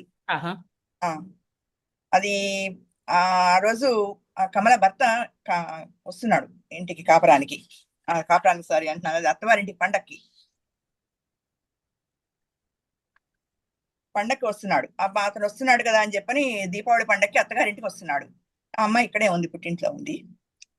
ఆ బావగారు వస్తున్నారని మగపిల్లలిద్దరూ గెంతులు వేస్తున్నారు బావగారు కోసం. రెండో అమ్మాయి శ్యామల అక్క మీద జోకులు విసురుతూ ఉంటుంది. మా వారు అల్లుడు కోసం గది సర్దించి, అంటే ఆ తల్లి క్యారెక్టర్ చెప్తోంది అనమాట. ఈ కమల తల్లి చెప్తోంది ఈ కథ అంతా మొత్తం. అల్లుడి కోసం గది సర్దించారు, కానీ మా పెద్దమ్మాయి కమల మాత్రం సంతోషంగా కనపడలేదు. అతని రాక కోసం నిరీక్షిస్తున్నట్టు అనిపించలేదు. దాని కళ్ళల్లో ఒక విధమైన భయం, దిగులు లీలామాత్రంగా కనబడుతూనే ఉన్నాయి. తల్లి ఎందుకమ్మా అలా ఉన్నావేమిటి, అదే ఒక పక్క కొత్తగా పెళ్ళయింది, ఈ మధ్యలో వస్తున్నాడంటే సంతోషం లేదు, నీ మొహంలో ఆనందం లేదు ఎందుకంటే, ఏం పనేమీ లేదమ్మా, చాలా తలనొప్పిగా ఉంది, ఏమీ లేదమ్మా, పని ఎక్కువగా ఉంది కొంచెం, అంటే కూతురు ఏదో ఉద్యోగం కూడా చేస్తోంది, టీచర్గా అయినా ఏదో చేస్తోంది. కొన్ని సెలవు పెట్టి ఒక వారం రోజులు అంటే, లేదమ్మా కాలేజీలో పని జాస్తిగా ఉంది, సెలవు పెట్టడానికి కుదరదు అని. సరే తల్లి కనిపెడుతూనే ఉంది. పెళ్ళైన దగ్గర నుంచి దాని కళ్ళల్లో కాంతి తగ్గింది. ఈ పెద్ద కూతురు అనమాట ఈ కమల. మామూలుగా పెళ్ళైనప్పటి నుంచి దాని కళ్ళల్లో కాంతి తగ్గిందని తల్లి కనిపెట్టింది. ఇంతట్లో భర్త ఆయన ఇంటి యజమాని వచ్చారు. లడ్డుండలు కడుతున్నావా, పండగకి అల్లుడు వస్తున్నాడు కదా అంటే, కడుతున్నాను. ఇంకా ఏం చేస్తున్నావు అంటే, ఏమేం చేస్తుంది లిస్ట్ చెప్పింది మొత్తం ఆవిడ. ఆ సాయంత్రం అల్లుడు వచ్చాడు. ఆ కొత్తగా పెళ్లి చేసుకున్న జంట అతని రాక కోసం మనసంతా కళ్ళు చేసుకుని ఎదురు చూడాలి, మధురోహల్లో మర్చిపోవాలి. కానీ కమల చాలా దిగులుగా నిర్లిప్తంగా అతనికి మంచినీళ్ళు తీసుకెళ్ళింది. ఈ తల్లికి ఏదో కొంచెం మనసు లోపల ఒక అనుమానం పీకుతూ ఉందన్నమాట. అప్పటికి నేను చెప్తూనే ఉన్నాను, అమ్మాయికి పెళ్లికి ఇష్టం లేదని. ఆయన విన్నారా? తక్కువ కట్నంలో వచ్చిన మంచి సంబంధం అని చెప్పి దానికి బలవంతంగా పెళ్లి చేశారు. అది నా చేత చేయించారు కూడాను. ఆ పెళ్లికి అయిన తర్వాత ఉన్న చలాకితనం అంతా పూర్తిగా పోయింది పిల్లలో. తలంటు పోసుకుని కొత్త చీర కట్టుకుని మంచి ముచ్చటగా ఉన్న అమ్మాయి కళ్ళల్లో దిగులు, చాలా దిగులు కనబడుతోంది. ఈ తల్లికి ఏం చేయాలో అర్థం కావడం లేదు. భోజనాలయ్యే రాత్రి గదిలో అగరవత్తులు వెలిగించిందట. మొగలి పూల వాసనతో గదంతా పరుచుకుంది. పిల్ల తలలో జాజి పూలు తురిమింది తల్లి. ఆ పువ్వులు తురుముతోంటే ఆ పిల్ల కూతురు కమల కళ్ళు తుడుచుకుందిట. అదేమిటమ్మా అని అడిగింది తల్లి. అమ్మ, ఈ రోజు నేను శ్యామల దగ్గర పడుకుంటాను, నా ఒంట్లో బాగాలేదు అని చెప్పని బావురు మందిట. సరేలేమ్మా దానికోసం ఎందుకు ఏడవడం, నేను అలాగే చెప్తాలే అని చెప్పని అల్లుడి గారికి చెప్పింది. ఈవేళ అమ్మాయి కాస్త ఒంట్లో బాగోలేదు బాబు అని చెప్పని. అతను కొంచెం కోపంగా చూసి ఓ సిగరెట్ ముట్టించుకుని బయటికి వెళ్ళిపోయాడు అనమాట. అతను కొంచెం అందగాడే గాని ఆ మెడ చెవులు కప్పేసే జుట్టు, చెంప పట్టీలు, బెల్బాటం ప్యాంటులు, రంగురంగుల చొక్కాలు, అతను అలా ఉంటాడు. ఉద్యోగం అయితే మాత్రం అతను ఉద్యోగం రాలేదన్నమాట, కానీ అమ్మాయితో సమంగా బిఏ చదివాడు. ఈ అమ్మాయి మాత్రం ఏదో ఉద్యోగం చేస్తోంది కమల. మర్నాడు సాయంత్రం అందరూ సినిమాకి వెళ్ళారు. అల్లుడికి సినిమా వెర్రి. అతను ఉండేదేమో పల్లెటూరులో ఉంటాడు. అందుకని ఈ అత్తగారు ఊరు వచ్చినప్పుడల్లా అతని అచ్చట్లు ముచ్చట్లు తీర్చుకుంటూ ఉంటాడట. మళ్ళీ రాత్రి భోజనాలు అయిన తర్వాత ఊదొత్తులు వెలిగించిందిట. పిల్ల తల్లో సన్నజాజులు తురిమిందట ఈ తల్లి. ఈసారి కళ్ళు తుడిచింది కానీ మళ్ళీ ఏమీ అనలేకపోయింది. నెమ్మదిగా అల్లుడి గదిలోకి అమ్మాయి కమల వెళ్ళింది అనమాట. ఈవిడికి పని చేసి చేసి నిద్రపోయింది పాపం. ఈ తల్లి అల్లుడు వచ్చాడు కదా, అతిథి మర్యాదలన్నీ చేసి అలసిపోయి కాస్త కన్ను మూసేసరికి పడుకునేసరికి గట్టిగా ఏదో పెద్దగా సౌండ్ వినబడింది అనమాట. ఏడుస్తున్నట్టు ఏదో గట్టిగా అరిచినట్టు. గబగబా వెళ్ళి ఆ తలుపు, కూతురు పడుకున్న తలుపు కొట్టేసరికి ఎవరు తలుపు తీయలేదట. ఇద్దరు వాళ్ళ ఆయన్ని కూడా పిలుచుకుని వచ్చింది ఇంటి యజమాని. ఇద్దరు కలిసి తలుపు గట్టిగా కొట్టారు కానీ ఆయన సందులోకి వెళ్ళి చూస్తే సుబ్బల తలుపు తీసి ఉందిట. గదిలో అల్లుడు కాల్చి పాడేసిన సిగరెట్ పీకలు ఉన్నాయి. మంచం మీద అస్తవ్యస్తంగా పడి ఉందిట అమ్మాయి. అలా సందులోంచి వెళ్ళినట్టున్నారు. ఆ డాక్టర్ని పిలవండి, దానికి స్పృహ తప్పింది అని ఏడుస్తోందట ఈవిడ. ఏమైంది ఏమైంది అనుకుంటూనే ఆ లేడీ డాక్టర్ దగ్గరికి వెళ్ళి తీసుకుని వచ్చారు. చూసి ఇదేమిటి రేప్ కేసులా ఉంది అని ఆ లేడీ డాక్టర్ అందిట. కాదు, మెడ దగ్గర నరాలు ఉబ్బాయి చూసారా, గొంతు పిసకపోయిన ప్రయత్నం. అది ఆ భయంతో స్పృహ తప్పిపోయింది అని చెప్పని ఆ డాక్టరు ఇంజక్షన్ చేస్తూ అందిట. ఆవిడ వెళ్ళిపోయిన ఒక గంట తర్వాత నెమ్మదిగా అర్ధరాత్రి 12ంటికి అల్లుడు రిక్షా దిగి తాపిగా ఇంట్లోకి వచ్చాట. అతన్ని చూడగానే ఈవిడ తల్లికి ఒళ్ళు మండిపోయింది. ఏదో అడుగుదాం అనుకుంది కానీ ఆ భర్త వద్దు, అడగొద్దని కళ్ళతోనే వారించాడు. అరే ఏమైందండి, ఇందాక బానే ఉంది, తనకు ఒంట్లో బాగోలేదంటే నేను సెకండ్ షో సినిమాకి వెళ్ళాను అని చెప్పి చాలా కంగారు ప్రదర్శించాట. అతని పేరు రవికుమార్ అట. అయ్యో ఎంత పని జరిగింది, ఇంకా నయం, గొంతు పిసికితే ఏమై ఉండును, తలుపు వేసుకోమని చెప్పే వెళ్ళాను, నిద్రలో మర్చిపోయినట్టుంది, నేను సెకండ్ షో సినిమాకి వెళ్ళాను అని చెప్పని కమల కళ్ళు తెరిచి మాట్లాడడానికి, లేచి కూర్చోవడానికి 3 రోజులు పట్టిందిట. స్పృహలేని స్థితిలోని ఏడవడం, కేకలు వేయడం, కాళ్ళు చేతులు కొట్టుకోవడం చేస్తోంది. ఆ తర్వాత అతను వచ్చి, అల్లుడు వచ్చి, నేను వెళ్ళి మా నాన్నగారిని తీసుకుని వస్తాను, ఈ విషయం తెలిస్తే ఆయన కోడల్ని చూడకుండా ఉండలేరు, మళ్ళీ రేపు ఇద్దరం కలిసి వస్తాము అని చెప్పని వెళ్ళిపోయాట. ఆ డాక్టర్ వచ్చిన తర్వాత మీ అమ్మాయికి స్పృహ వచ్చాక ఈ విషయం అసలు ప్రస్తావించవద్దు, ఏమీ జరగనట్లే ఉండండి. తర్వాత 3 రోజుల తర్వాత నెమ్మదిగా కళ్ళు తెరిచిన ఆ కూతురు, అమ్మ ఆయన ఏరి అని అడిగింది. అతను లేడమ్మా, వెళ్ళిపోయాడంటే. అతను వెళ్ళిపోమ్మనమ్మా, మంచిది, ఇంకెప్పుడు రావద్దు అని చెప్పని గట్టిగా కళ్ళు మూసుకుంది. ఈ తల్లికి గట్టిగా వచ్చిన అనుమానం నిజమే అయిందనమాట. ఆ కమల గొంతు పిసుకునేవాడు ఎవడో పరాయివాడు, బయట నుంచి వచ్చిన దొంగ ఎవడో కాదు, అల్లుడే పిసుకుంటాడు అని చెప్పని భర్త దగ్గరికి వెళ్ళి, మీరు చెప్తే విన్నారా, నేను దానికి పెళ్లి చేసి గొంతు కోసారు మీరు అని చెప్పని భర్తని కాస్త గట్టిగా అంటే, ఆ భర్త కూడా భార్యనే నిందిస్తాడు. ముందు నుంచి నీ ఏడుపే కొట్టింది, పెండ్లి వద్దన చెప్తున్నా సరే దాని మనసు మరలించడానికి ప్రయత్నం చేయకుండా దాని తరపున తాళం వేశావు, కాపురానికి పంపుదామంటే విన్నావు కాదు, ఇప్పుడు ఇంటి సంగతులన్నీ నేనే పట్టించుకోవాలి, చివరికి సంసారం రచ్చకెక్కే స్థితికి వచ్చింది అని చెప్పని ఆ భర్త భార్యని గట్టిగా అంటాడు. అసలు కమలకి వంత పాడినట్లయితే ఈ పెళ్లి జరిగేదే కాదు. ఈ భార్య కూడా పాపం ఒక పక్క భర్తకి ఎదురాడలేదన్నమాట. ఆవిడకి కూడా ఇష్టం లేదు, కూతురికి అప్పుడే పెళ్లి చేయడం అది ఇష్టం లేదు, కానీ భర్త మాట కాదని లేకుండా చేసిందనమాట. చదువుకుంటాను అని చెప్పని అంటుంటే వినిపించుకోకుండా పెళ్లి చేశారు. నేను మాత్రం అప్పుడు తన గురించి తలుచుకుంటుంది.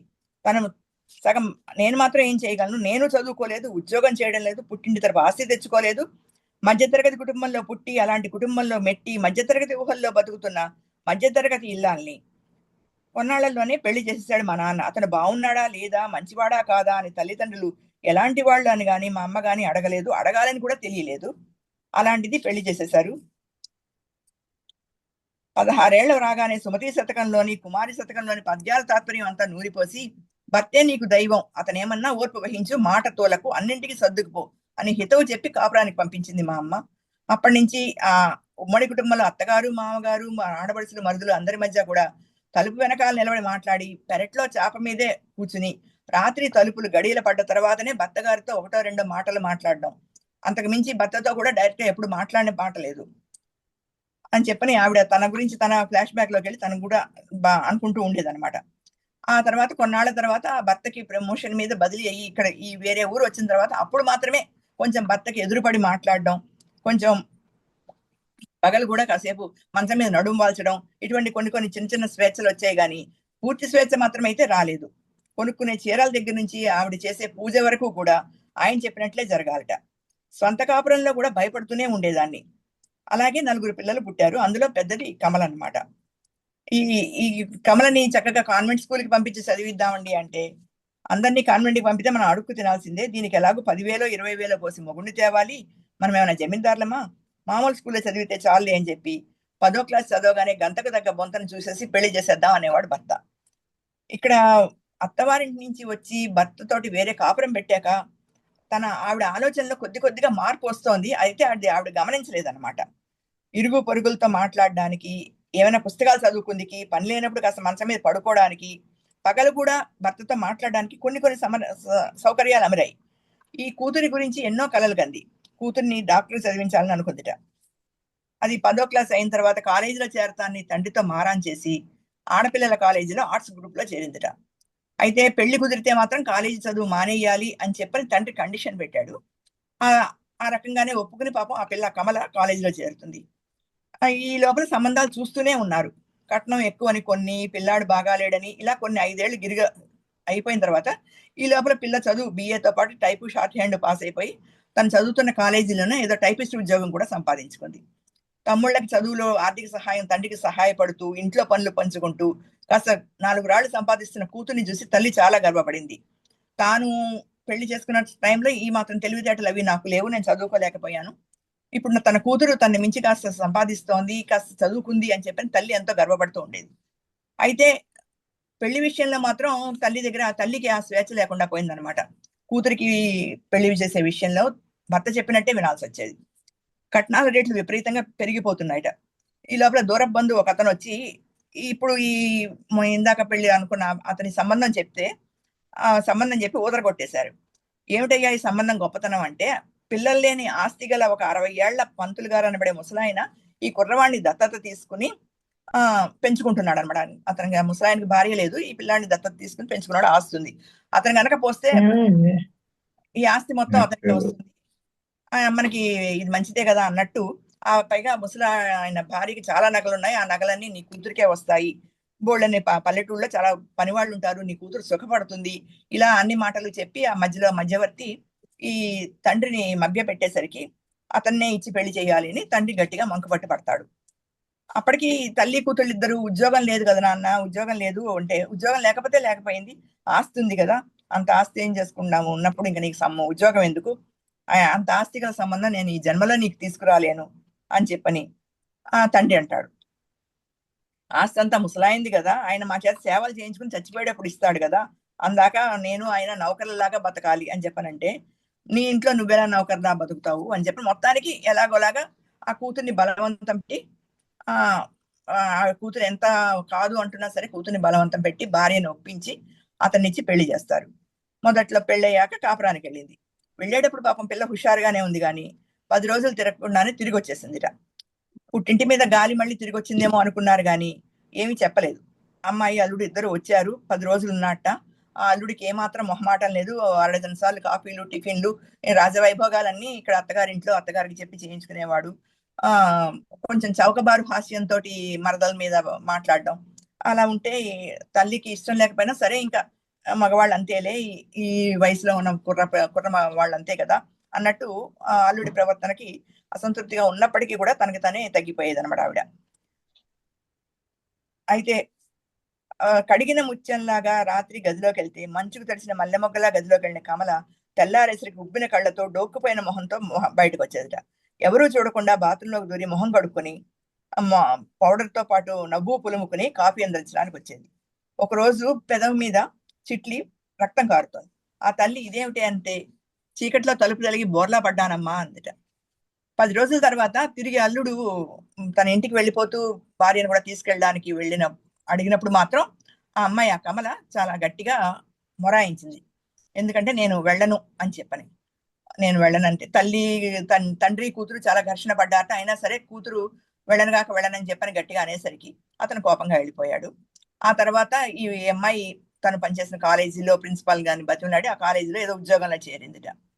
ఆ తర్వాత ఆ పిల్లాడి తండ్రి కూడా వచ్చి ముసలాయన వచ్చి తీసుకెళ్తాను అని చెప్పనన్నా కూడా ఈ అమ్మాయి వెళ్ళనని చెప్పనే వాదన అనమాట.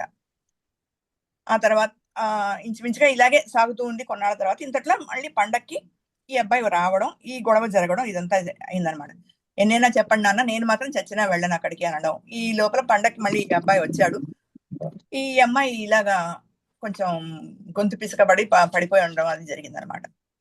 ఆ తర్వాత తల్లి బతిమలాడి ఏం జరిగిందమ్మా అంటే అక్కడ జరిగిన అన్నీ చెప్తుంది అనమాట. తన భర్త తండ్రి ఆ ముసలతను కూడా అతను తన మీద అసభ్యంగా ప్రవర్తించడం గాని, ఇతను కూడా అంత సున్నితత్వం లేకపోవడం గాని ఇలా జరిగేది. చాలా నరకమే అనుభవిస్తున్నానమ్మా అని చెప్పనంటే అతను మాట్లాడే మాటలకు కూడా చాలా అసహ్యం వేస్తోందని అని చెప్పని అంటే అప్పుడు భర్త అదేమిటి అంటే అంటాడు మొగుడన్న తర్వాత అనాలి పడాలి వెళ్ళాలంటే. అప్పుడు ఈవిడ తల్లికి కొంచెం నోరు అనేది పెగులుతుంది అనమాట. నోరు మూసుకుని వెళ్ళమంటున్నారు, ఎందుకు వెళ్ళాలి అని చెప్పని ప్రశ్నించుకుని అప్పుడు గట్టిగా మాట్లాడుతుంది అనమాట. చివరికి అసలు ఆ రూమ్ లో అతనే భార్యను గొంతు పిసికి చంపబోయాడు అనమాట.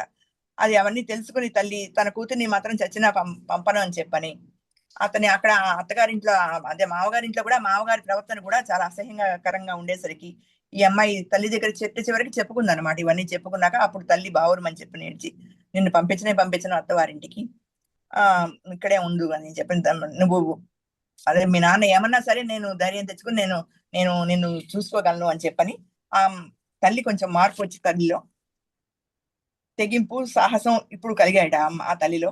మనిషి ప్రాణం తీసే సాంప్రదాయాలు నీతి రీతులు అంటే మొదటిసారిగా అసహ్యం కలిగి ఆ తల్లి కూతురి కోసం అని చెప్పని పుట్టింటి ఆదరణ ఆర్థిక స్వాతంత్రం లేని ఆడపిల్లలు భర్త గడప దాటి బతికే ధైర్యం లేని వాళ్ళు చచ్చిపోక ఏం చేస్తారు? చూస్తూ కమలను బలి చేయడం నాకు వల్ల కాదు. నా శరీరంలో ఓపిక ఉన్నంత వరకు దానికోసం పోరాడడానికే నిర్ణయం తీసుకున్నాను అని చెప్పని అనుకుని భర్త దగ్గరికి వెళ్ళి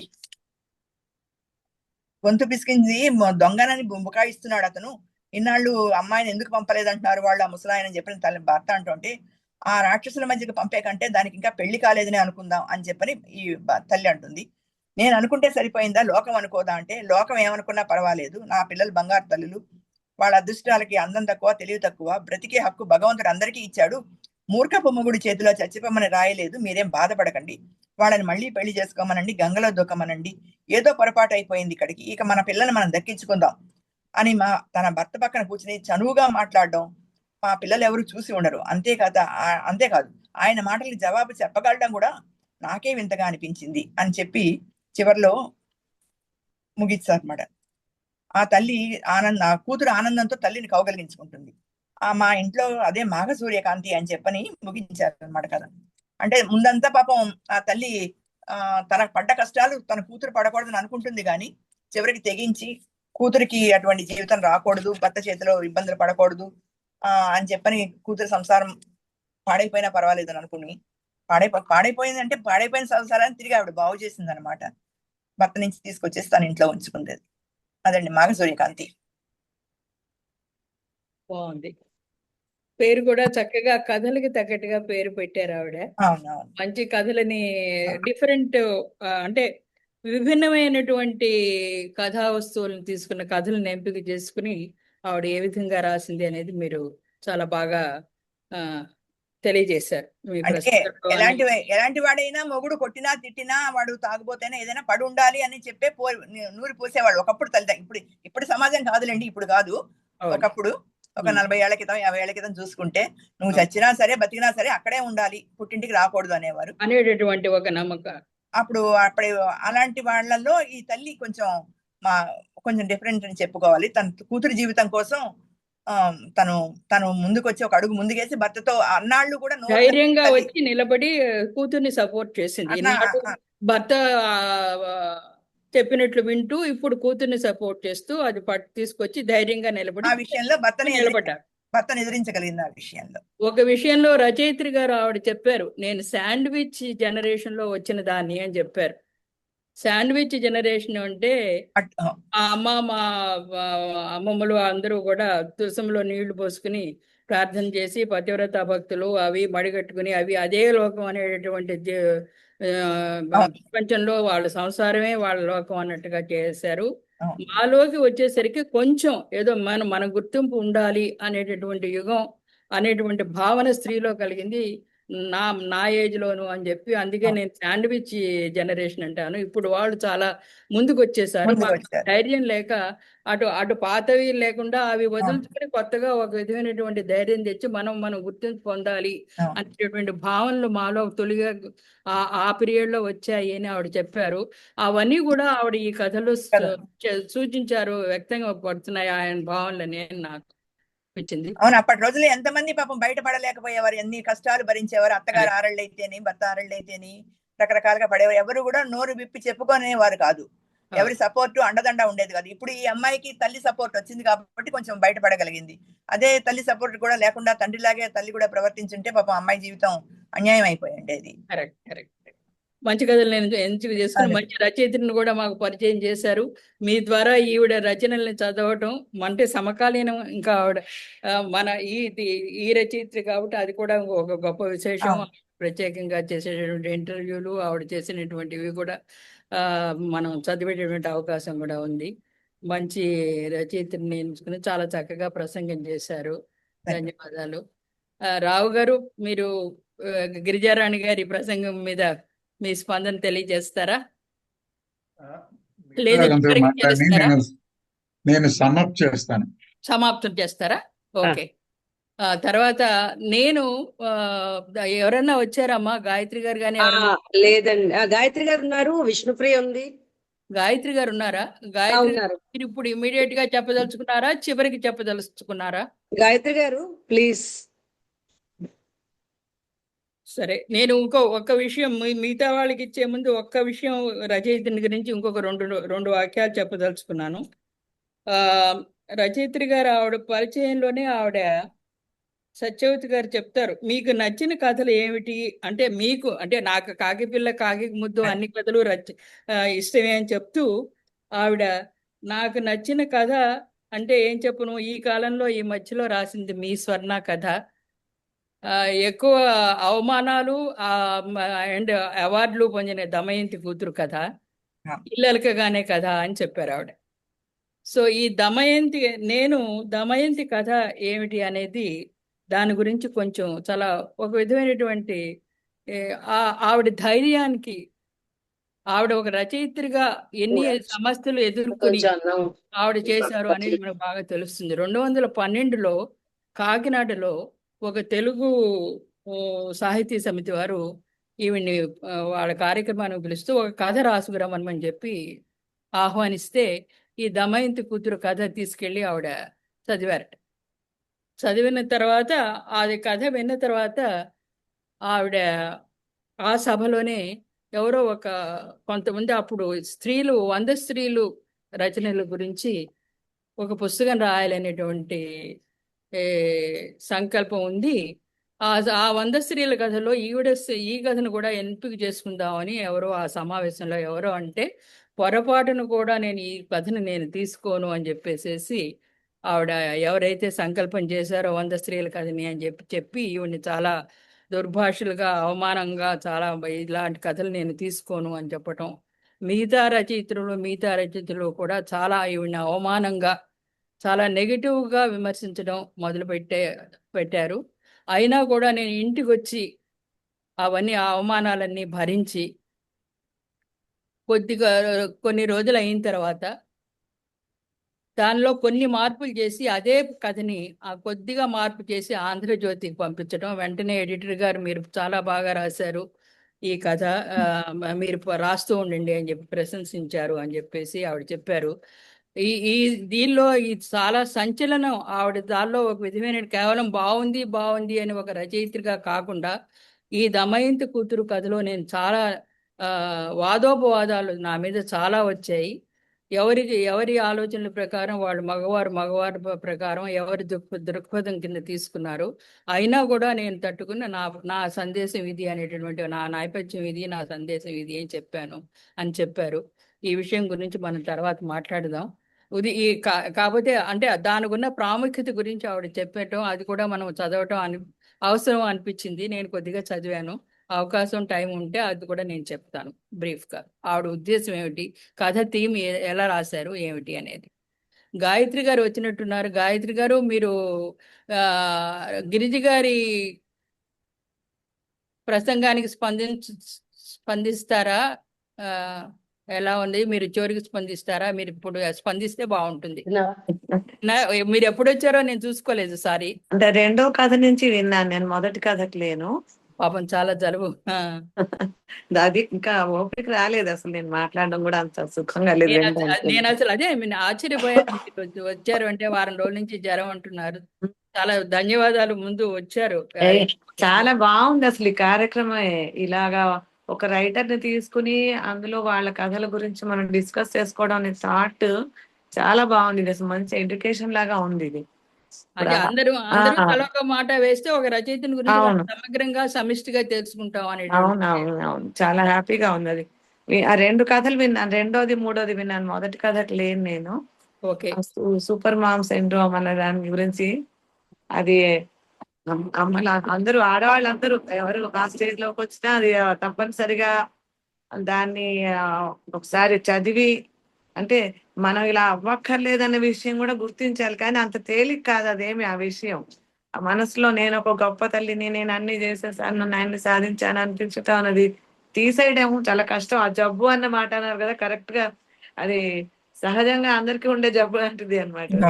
చాలా బాగుంది ఆ కథ, చాలా చాలా బాగుంది. మీరు చెప్పిన రెండో కథ కూడా ఈ ఏమన్నారు, సూర్యకాంతి, ఏం కాంతి? సూర్యకాంతి. సూర్యకాంతి అది కూడా అంటే ఇప్పుడు ఒక స్టేజ్ లో ఎక్కడ ఆడపిల్లకి ఇంట్లో సపోర్ట్ లేకపోవడం వల్ల చాలా చాలా మంది ఎన్నెన్నో కష్టాలు అనుభవించినటువంటి ఒక దశ అయిపోయింది. ఇప్పుడు ఆ దశ మారి ఇంకొక రకంగా వస్తే దానికి కూడా అంటే సమాజంలో మనం కావాలనుకున్నా వద్దనుకున్నా మార్పులు వచ్చి తీరుతూ ఉంటాయి. అవి ఆ తీరడంలో ఇప్పుడేదో అమ్మాయి తల్లికి ఎవరైనా అమ్మాయికి తల్లి సపోర్ట్ చేస్తూ ఉంటే దాన్ని నెగటివ్ గా అనుకునే రోజులు వచ్చాయి. ఇప్పుడు తల్లులు వెనకేసుకొస్తున్నారు పిల్లల్ని. కొన్ని రోజుల క్రితం అంటే మేబీ ఒక 10 సంవత్సరాల క్రితం కూడా తల్లి తండ్రి సపోర్ట్ ఇవ్వకపోవడం వల్ల ఈ ఆడపిల్లలు ఊరేసుకుని చచ్చిపోతున్నారన్న రోజులు పోయాయి. ఇప్పుడు వాళ్ళ వల్ల కాపురాలు పాడైపోతున్నాయి అనుకునే ఒక భ్రమలు కలుగుతున్న రోజులు వచ్చాయి. నిజమో భ్రమ జరుగుతున్నది అది ప్రస్తుతానికి. మనం ఏమనుకున్న సమాజంలో కొన్ని మార్పులు వస్తూ ఉంటాయి. ఆ మార్పుల్లో కొందరికి ప్రయోజనకరంగా, కొందరికి కష్టంగా అనిపించడం, మళ్ళా ఆ మార్పు ఇంకొక మార్పుకి కారణం అవుతూ ఉండడం, ఈ చక్రం అలా నడుస్తూ ఉంటుంది. అది ఆ అబ్జర్వ్ చేస్తున్న దాన్ని ప్రతి రచయిత కానీ తను ప్రజెంట్ చేయాలనే ఒక ప్రయత్నం, ఒక తపన చేస్తూ ఉంటారు. అలా ఆ సత్యవతి గారు కొంచెం ఒక 2 దశాబ్దాల క్రితం ఉన్నటువంటి ఆ పరిస్థితుల్లో ముందు అడుగు వేసినటువంటి స్త్రీల గురించి కథలుగా తీసుకొని రాయటం అనేది చాలా బాగుంది. అంటే ఇవాళ మనకు అది చరిత్ర అయిపోయింది, కానీ ఆ ప్రెజెంటేషన్ అంతా కూడా చాలా చక్కగా ఉన్నాయి. మీరు ఆ కథల గురించి మీరు చెప్పిన విధానం కూడా చాలా బాగుంది గిరీష్ గారు. అంటే ఈ కార్యక్రమమే నాకు బాగా నచ్చింది. అసలు మొత్తం అన్ని మంచి మంచి విషయాలు తెలుసుకోవడానికి అవకాశం కుదురుతోంది. కొంచెం నా కంఠాన్ని భరించడం కూడా కష్టం, మీకు అందరికి గొంతు సరిగా రావట్లేదు అసలు నాకు. Thank you so much. చాలా ధన్యవాదాలమ్మా, వచ్చారు మీరు. సారీ నేను మిమ్మల్ని శ్రమ పెట్టాను. లేదు, నాకు కూడా హ్యాపీగా ఉంది, అందుకనే మ్యూట్ పెట్టుకునేనా వింటున్నాను అన్ని. నేను చాలా ధన్యవాదాలండి, మీరు రెస్ట్ తీసుకోండి. అలాగే నేను వింటాను, నేను మ్యూట్ లో ఉంటాను, వింటాను.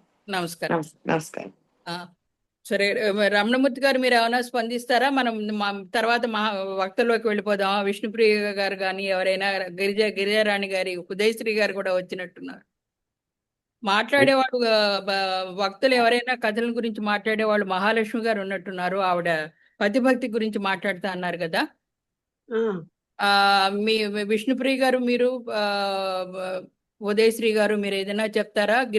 గిరిజ గారి ప్రసంగం విన్నారా? ఏదైనా స్పందిస్తారా? లేదు మనం ముందు తర్వాత మహాలక్ష్మి గారి దగ్గరికి వెళ్ళిపోదాం. నమస్కారం అండి.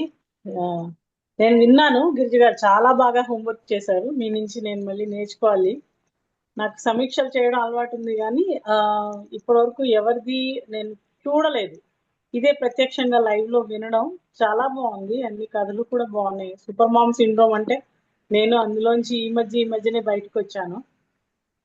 ఆ, ఇంకా మాఘసూర్యకాంతి టైటిల్ కి తగ్గట్టుగా ఉంది కథ. చలిలోంచి వెచ్చని అమ్మ ఒడిలోకి వచ్చిన అమ్మాయి కథ అది. చాలా బాగా చెప్పారండి గిరిజ గారు. కాకపోతే నేను ఎటువంటి హోంవర్క్ చేయకపోవడం వల్ల వక్తగా మాట్లాడలేకపోతున్నాను. కానీ ఈ ఈ ఈ ప్రోగ్రామ్ ఏదైతే ఉందో ఇది ఇలా కొనసాగితే చాలా బాగుంటుంది. ఇక మీద నేను కూడా పార్టిసిపేట్ చేయడానికి తప్పకుండా ప్రయత్నిస్తానండి.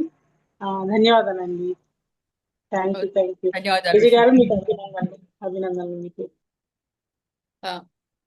సో ఇప్పుడు మహాలక్ష్మి గారు మీరు మీరు ఎంపిక చేసుకున్న కథను గురించి మహాలక్ష్మి గారిని ప్రసంగించవలసిందిగా కోరుతున్నాను. నమస్కారం అండి.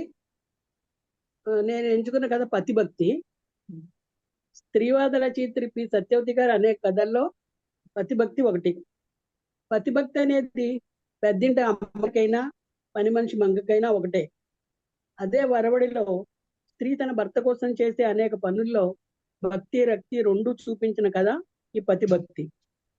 వచ్చావు మంగ, రేపు అయ్యగారు మాలేసుకుంటారు, చంద్రాడే వచ్చి ఇల్లు కడుగు, 40 రోజులు కాస్త పని ఎక్కువగా ఉంటుంది అని ఆర్డర్ జారీ చేసింది పెద్దింటి ఆవిడ.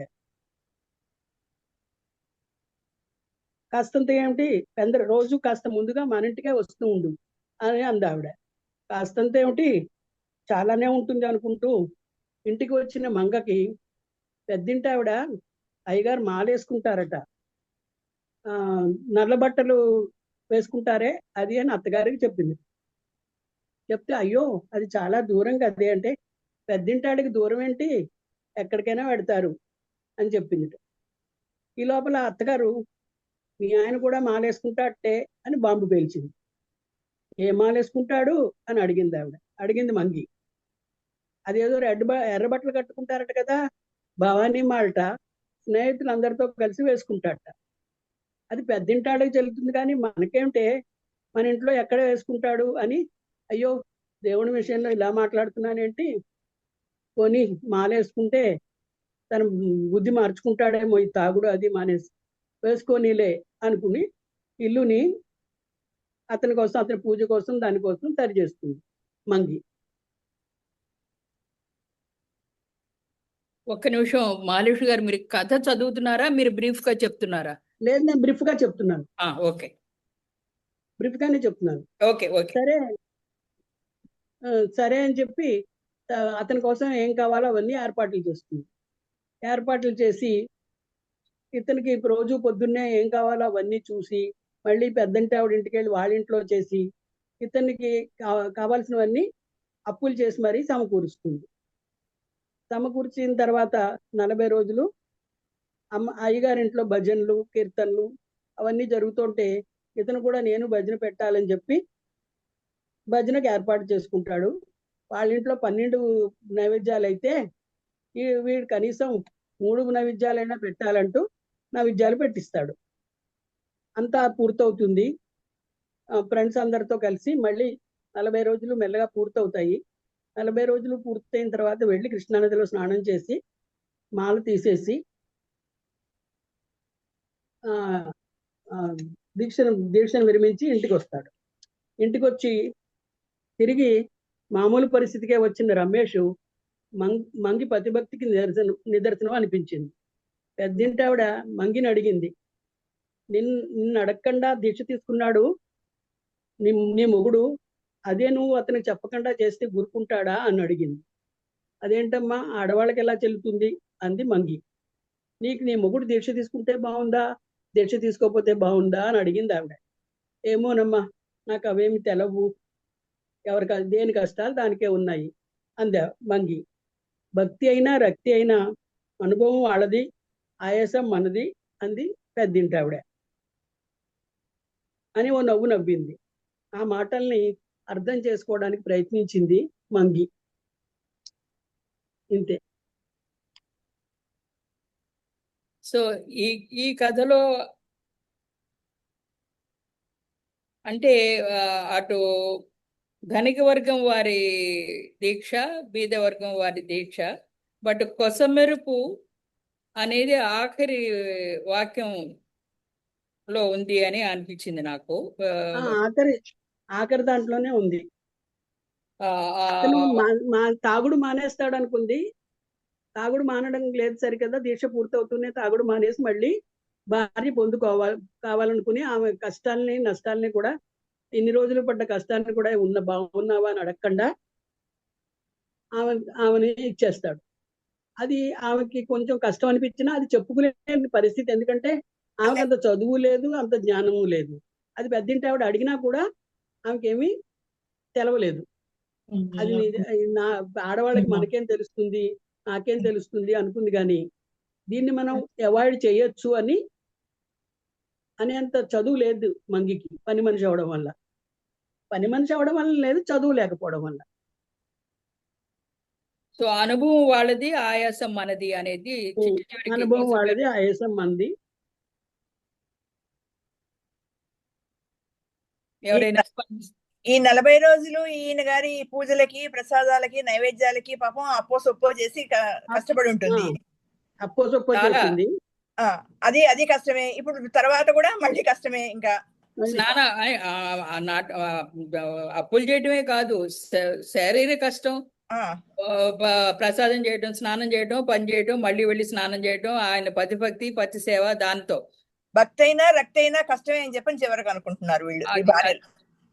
ఏదైనా వీళ్ళకి ఇబ్బంది, ఏదైనా మా భార్యల మీదకే వస్తుంది, ఆయాసం వీళ్ళదే.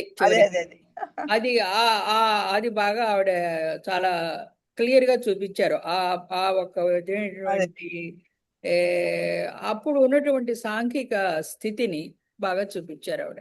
ధనిక వర్గం వారైతే అవి ఇవి తీసుకురావటం, పలహారాలు అవి ఆశ్చర్యాలు చేశారు. వీళ్ళకు ఎంతకాలికి అంత అన్నట్టు వీళ్ళు చేశారు. భక్తి అనేటువంటి మూఢనమ్మకంతో ఈ అమ్మాయి కూడా పతికి సపోర్ట్ చేసింది. చివరికి 40 రోజులు అయిపోయిన తర్వాత మళ్ళీ మామూలు కథ.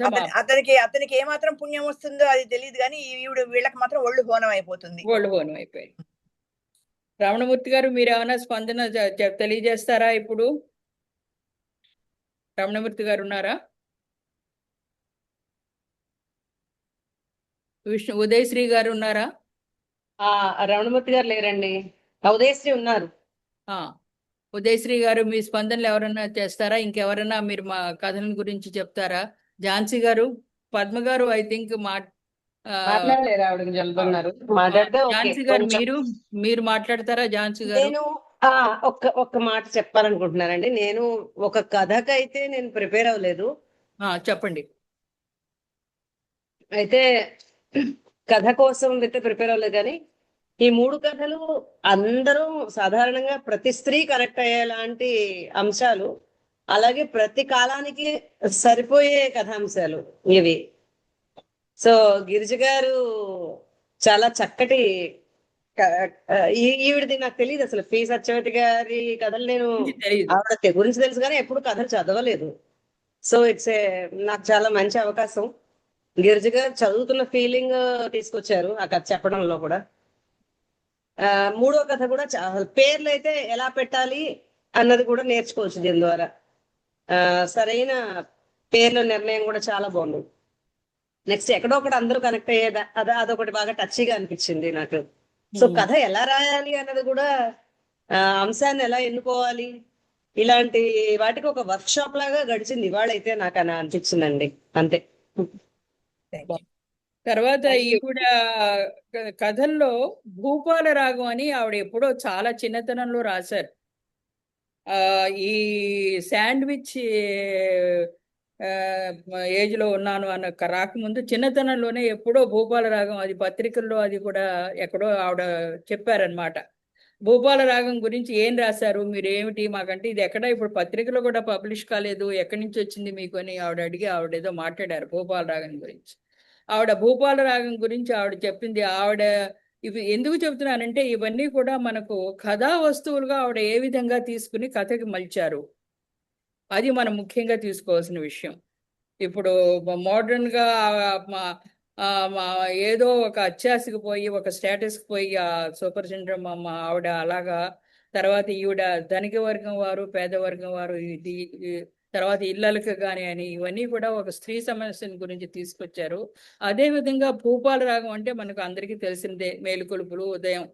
సో ఆ భూపాల రాగంలో కథ 4 పేజీలైనా ఉదయం పని మనిషి లేస్తూ ఎలా నిద్ర లేస్తూ మంచం మీద ఏమనుకుంటుంది, ఇవాళ వెళ్ళాలి, పని అయిపోయింది, మా అంట్లు తోమాలి, గిన్నెలు తోమాలి, ఇంట్లో డబ్బు లేదు, రొట్టె లేదు, నీళ్లు లేదు, అన్న వాడికి రొట్టెలు కట్టి ఇవ్వాలి అంటూ ఆవిడ సమస్యలతో ఆవిడ అనుకుంటూ నిద్ర లేచి వెళ్తుందని. ఒక వర్కింగ్ క్లాస్ మధ్య తరగతి వాడు డబ్బు లేక జీతం నెలాఖరు ఇంకా డబ్బు రాలేదు, సైకిల్ తొక్కడానికి గాలి పంచర్ కొట్టడానికి డబ్బు లేదు, ఇవాళ సైకిల్లో వెళ్ళలేను, కాల్లో నడిచి వెళ్తాను అనుకుంటూ ఆయన లేస్తాడు. సో ఇట్లా అలాగే ఒక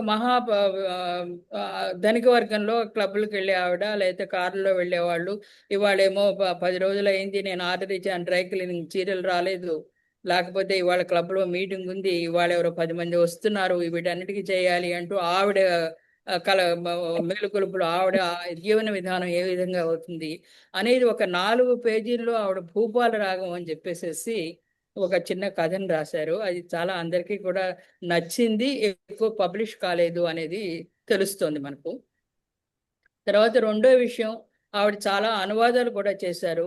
ఆవిడ కొంతమంది అడిగారు, ఆవిడకి మీరు పాటగా ఇప్పుడు రాబోయే రచనలు చేసే వారికి మీరు ఇచ్చే సలహా ఏమిటి అని చెప్పేసి కొంతమంది అడిగితే ఆవిడ చెప్పింది, నిరంతరం టచ్లో ఉండండి, నిరంతరం సాధన అవసరం, నిరంతరం చదవాలి, వాక్య నిర్మాణం ఎలా ఉంది అని నేర్చుకోవాలి, పరిస్థితులు ఎలా మారుతున్నాయని నేర్చుకోవాలి, మీకు భాష మీద పటుత్వం కావాలంటే పూర్వకాలం రచించిన ఆ కథా వస్తువులు లేకపోయినా కూడా ఆ రచనా విధానాన్ని మీరు పెంపొందించుకోవాలి అంటే పాత వాళ్ళ రచనలు చేయాలి, ఇదే నేను ఇచ్చేటువంటి సందేశం అన్నారు. ఒక విషయంలో ఆవిడ ఇంకోటి కూడా చెప్పారు, అనువాద కథల్లో అనేది చాలా మంది పిహెచ్డి చేసిన వాళ్ళు కూడా తెలుగులో అనువాదం చేశారండి ఆ కథ అని చెప్పి అంటారు, ఇంగ్లీష్లో పిహెచ్డి చేసినా కూడా ఉంటాయి, కానీ అనువాదం చేసిన కథలు కొంతవరకే పరిమితం అవుతాయి.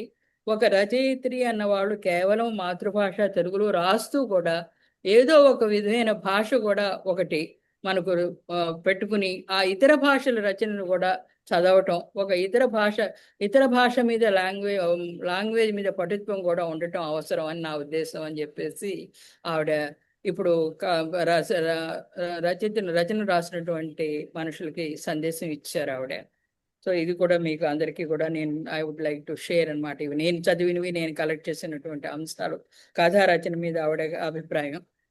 తర్వాత ఇంకా ఎవరైనా మాట్లాడదలుచుకుని ఉన్నారా? వక్తులు రమణమూర్తి గారు ఉన్నారమ్మా? ఝాన్సీ గారు చూడండి, రమణమూర్తి గారు ఉన్నారా లైన్ లో? లేరండి. ఇంకా ఉదయశ్రీ గారు ఏమైనా మాట్లాడతారా? ఉదయశ్రీ ఉన్నారు ఇంకా మాట్లాడడానికి, అంతే. ఉదయశ్రీ గారు మాట్లాడమనండి. తర్వాత నేను ఇంకొక విషయం ఆవిడ చెప్పవలసింది ఏమిటంటే, ఈ ఉదయశ్రీ ప్లీజ్ కమ్ ఆన్లైన్. నేను గారి కథ గురించి వచ్చారా? వచ్చారు. ఉదయశ్రీ గారు మాట్లాడితే మనం ఇంకా రావు గారికి ఇచ్చేద్దాం. నాకు అంతంత బాగుండట్లేదు మధ్యకాలంలో, సో కొంచెం డిఫికల్ట్ గా ఉంటుంది. వాయిస్ సరిగా రావటం లేదండి. వాయిస్ సరిగా రావట్లేదండి. అదే నాకు కొంచెం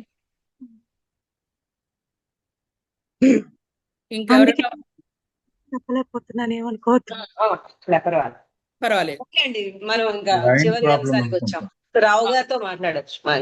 ఇంకొక విషయం రావు గారికి ఇచ్చే ముందు ఇంకొక విషయం కూడా నేను తెలుసుకున్నాం. అంటే మన కథా రచనా మూలంగా ఆవిడ తీసుకున్నటువంటి నిర్ణయాలు, నేను కలెక్ట్ చేసిన ముఖ్య అంశాలు అందరికీ చెప్దామని అనుకుంటున్నాను. ఈ దమయంతి కూతురు విషయంలో ఆవిడ, నేను కథను గురించి వివరణ తీసుకోలేదు, అది కేవలం ఒక తల్లి తండ్రి కూతురు, తల్లి ఇంట్లోంచి వెళ్ళిపోతుంది ఆవిడ, కారణం ఎవరికీ తెలియదు. ఈ అందరూ కూడా రకరకాలుగా అనుకోవచ్చు, అది తీసుకుంది ఆవిడ కథ. ఆవిడ ఉద్దేశం ఏమిటంటే ఆ రోజుల్లో ఆవిడ ఈ కథ 200 ఎప్పుడు రాశారో నేను సంవత్సరం నాకు గుర్తులేదు. అందరూ కూడా ఏదో నానా చిత్రహింసలు పెట్టడం, వరకట్నాలను, లేకపోతే అత్తగారి కోడలు సాధింపను, ఇలాంటి నేపథ్యంలో తీసుకుని కథలు రాశారు. అందరూ వెళ్ళిపోవడం, పిల్లల్ని వదిలిపెట్టి వెళ్ళిపోవడం, డబ్బు లేక తల్లిని రావాలి అని చెప్పేసి అనుకోవటం, వాళ్ళు నిర్బంధ పెట్టడం, ఇలాంటి కథా వస్తువుల మీద ఇలాంటి వాటితో వాళ్ళు చాలా కథలు రాశారు. దానికి విభిన్నంగా నేను ఒక వ్యక్తి ఇంట్లో నుంచి వెళ్ళిపోయిన తర్వాత ఆ మనిషిని వదిలేసి మన బతుకు మనం బతకాలి, ఎక్కడున్నా ఆవిడ సుఖంగా ఉండాలి అనేటటువంటి మనస్సుతో మనం సాగిపోవాలి. అంతేగాని ఆవిడ ఎందుకు వెళ్ళిపోయింది అనేది ఎవరికీ తెలియదు, ఆవిడకే తెలుస్తుంది తప్పితే మనం అన్ని ఊహాగానాలే. కాబట్టి ఇవన్నీ వదిలేసేసి ఆవిడని ఎక్కడున్నా క్షేమంగా ఉండాలి అని కోరుకుంటూ మనక్షోభ పడకుండా మన జీవితం మనం సాగించాలి అనే దృష్టితో ఆ దృష్టితో ఆ సందేశం ఇవ్వాలనే ఉద్దేశంతో దమయంతి కూతురు కథని రాశారు. ఆ రచయిత్రి ఆవిడ చేసేటువంటి తత్వబోధ అంతా కూడా వాళ్ళ అబ్బాయి చేత తెప్పిస్తుంది అనమాట. ఆ అమ్మాయి చాలా ఎమోషనల్గా ఫీల్ అవుతుంది. మా అమ్మ లేదు, మా అమ్మ రావాలి, ఎందుకు వెళ్ళిపోయింది, ఎక్కడికి వెళ్ళిపోయింది అని అడుగుతూ ఉంటుంది. తర్వాత ఏమో మేనత్త పెంచుతూ ఉంటుంది. మేనత్త పెంచిన తర్వాత ఆ మేనత్త అంటే ఈవిడ మా అమ్మే కావాలి, నువ్వు లేవని ఆవిడ మీద ద్వేషం పెంచుకుంటుంది. కొన్నాళ్ళు అయిన తర్వాత తండ్రి ఏమో కొడుకుని హాస్టల్లో పంపించేస్తాడు. ఈ అమ్మాయిని నువ్వు అమ్మని మర్చిపో, నువ్వు చదువుకో, నువ్వు ఎంత చదువుకుంటే అంత మంచిది అని చెప్పేస్తాడు. అంతే. తర్వాత కొన్ని రోజులకు ఆ ఊరు వదిలిపెట్టేసి వేరే ఊరు వెళ్ళిపోతే ఈ మేనత్త తల్లి లేని పిల్ల అని అక్కడ ఆవిడని పరిచయం చేస్తుంది. తల్లి లేని పిల్ల అని పరిచయం చేస్తే ఈవిడ చాలా బాధపడే, ఇంకా ద్వేషం పెంచుతుంది ఆవిడకి. పెంచుకుంటే వాళ్ళ అన్నయ్య హాస్టల్లో నేను చాలా బాగున్నాను, నువ్వు అమ్మని మర్చిపోయి చదువుకో, నువ్వు అవన్నీ అమ్మని మర్చిపో, అమ్మ రాదు ఇంకా అని చెప్పి అన్నా కూడా ఈవిడ అడుగుతూనే ఉంటుంది. బాగుంది, హాస్టల్లో బాగుంది అది అంటే, నువ్వు ఎక్కడుంటుంది అమ్మ, ఎక్కడుంటుంది అమ్మను మన ఎందుకు.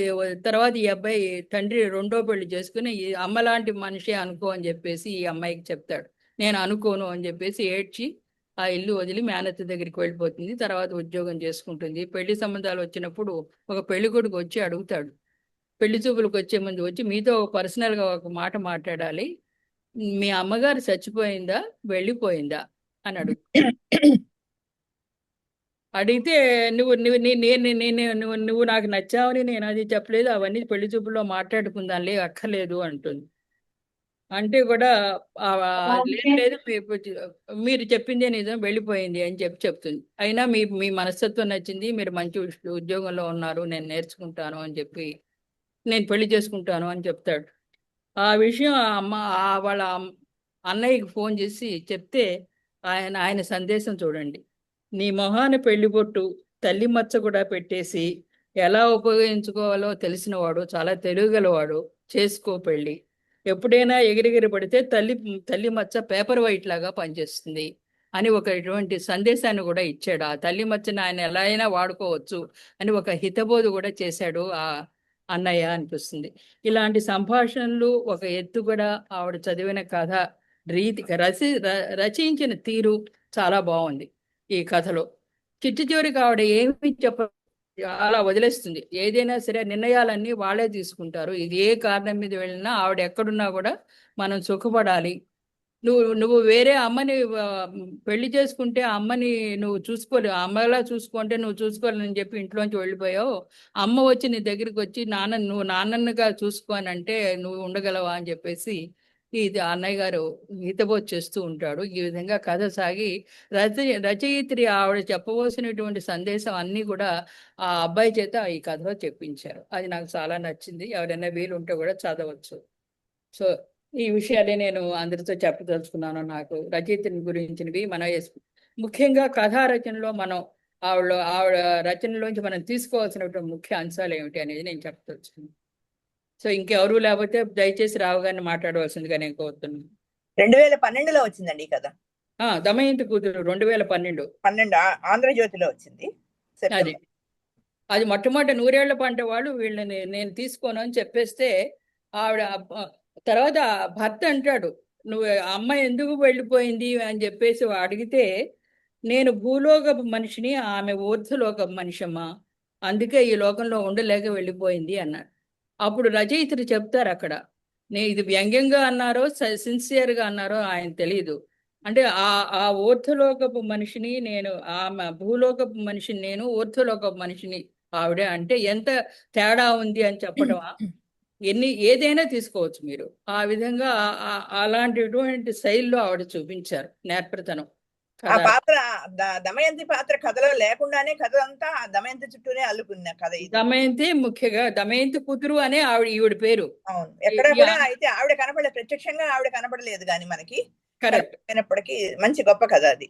అయితే కొంచెం బోల్డ్ గా ఉంది కాబట్టి అందరికి మామూలుగా నచ్చదు ఇలాంటి కథ. లేదు, నచ్చదు. ఆవిడ సంచలనాన్ని రేకెత్తించింది, ఒక విప్లవంగా వచ్చింది. అది నాకు తెలీదు, అంటే చెప్పారు. చాలా లేచిపోయిన మనిషిని ఒక తక్కువ రకం మాటలు అనేస్తారు కానీ ఆవిడ ఎందుకు లేచిపోయిందో, ఎందుకు వెళ్ళిపోయిందో అని చెప్పి ఆలోచన ఎవరికి రాదు. అది కూడా కాదు, రచయిత్రిగా ఇలాంటి కథలు రాస్తున్నాం ఏమిటి అని ఈవిడ మీద చాలా మంది చాలా వ్యతిరేకంగా కూడా స్పందించిన వారు కూడా ఉన్నారు. వాటిని అన్నిటినీ సదించి నేనేం లెక్క చేయలేదు, కొంత మార్చి వాళ్ళకి తీసుకున్నారు. ఇది చాలా కొంతమంది అమ్మ రాదు అని ఈవిడ కథ చదివి అమ్మ రాదు అని కవితలు రాసిన వాళ్ళు ఉన్నారు. కొంతమంది ఏమిటమ్మా ఇలా చేసావు అన్న వాళ్ళు ఉన్నారు. చాలా ఒక విధమైనటువంటి సంచలనాన్ని సంఘంలో రేకెత్తిచ్చింది. విభిన్న మనుషులు విభిన్న భావాలతో స్పందించారు ఈ కథ. ఒక విధంగా నేను అవమానాలు భరించినా కూడా పేరు మంచి కథగా నిలబెట్టుకుంది అని చెప్పి ఆవిడ చెప్పారు. ముగింపు పాఠకులకే వదిలేశారు. ఆవిడ ఎందుకు వెళ్ళిందో, ఎక్కడికి వెళ్ళిందో ఏది కూడా ఎవరికి తెలియదు. కోసం వెళ్ళిందో అని కూడా తెలియదు, బతికుందో పోయిందో కూడా తెలియదు. అలా ముగించేశారు కథని, ముగింపు అలా ఇచ్చేస్తారు. అవును, పాఠకులకు వదిలేశారు. మంచి కథ. అవునండి. రావు గారు, మీ స్పందన. నమస్కారం అండి. చాలా సంతోషం ఈ ప్రోగ్రామ్ లో పార్టిసిపేట్ చేయగలిగినందుకు.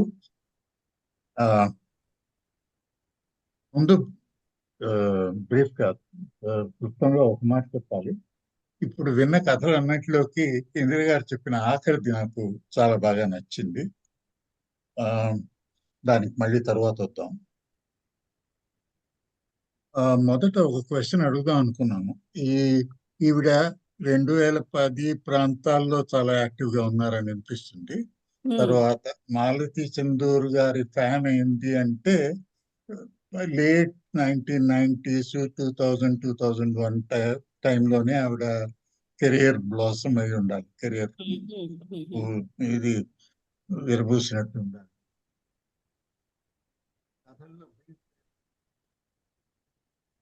మొదటిది ఐడెంటిటీ గురించి. ఈగ అన్నది పాతకాల కథ. అందులో అది కేవలం హాస్యం కోసం, పిల్లల కోసం చేసిన కథ. అది ఈవిడ ఆ సెంట్రల్ ఐడియా నుంచుకుని దీనిలోకి రావటం బాగుంది. ఇంకా రెండోది మూడోది ఇక్కడ ఆ రకంగానే. ఒకటి నాకు అనిపించింది, ఈవిడ అట్లీస్ట్ ఆ స్టేజ్ లో తన సమకాలిక సమాజం కంటే 10-20 ఏళ్ల ముందు సమాజం, అంటే తను చిన్నపిల్లగా ఉన్నప్పటి సమాజం మీదే ఆవిడ దృష్టి ఎక్కువగా ఉందని నాకు అనిపిస్తుంది.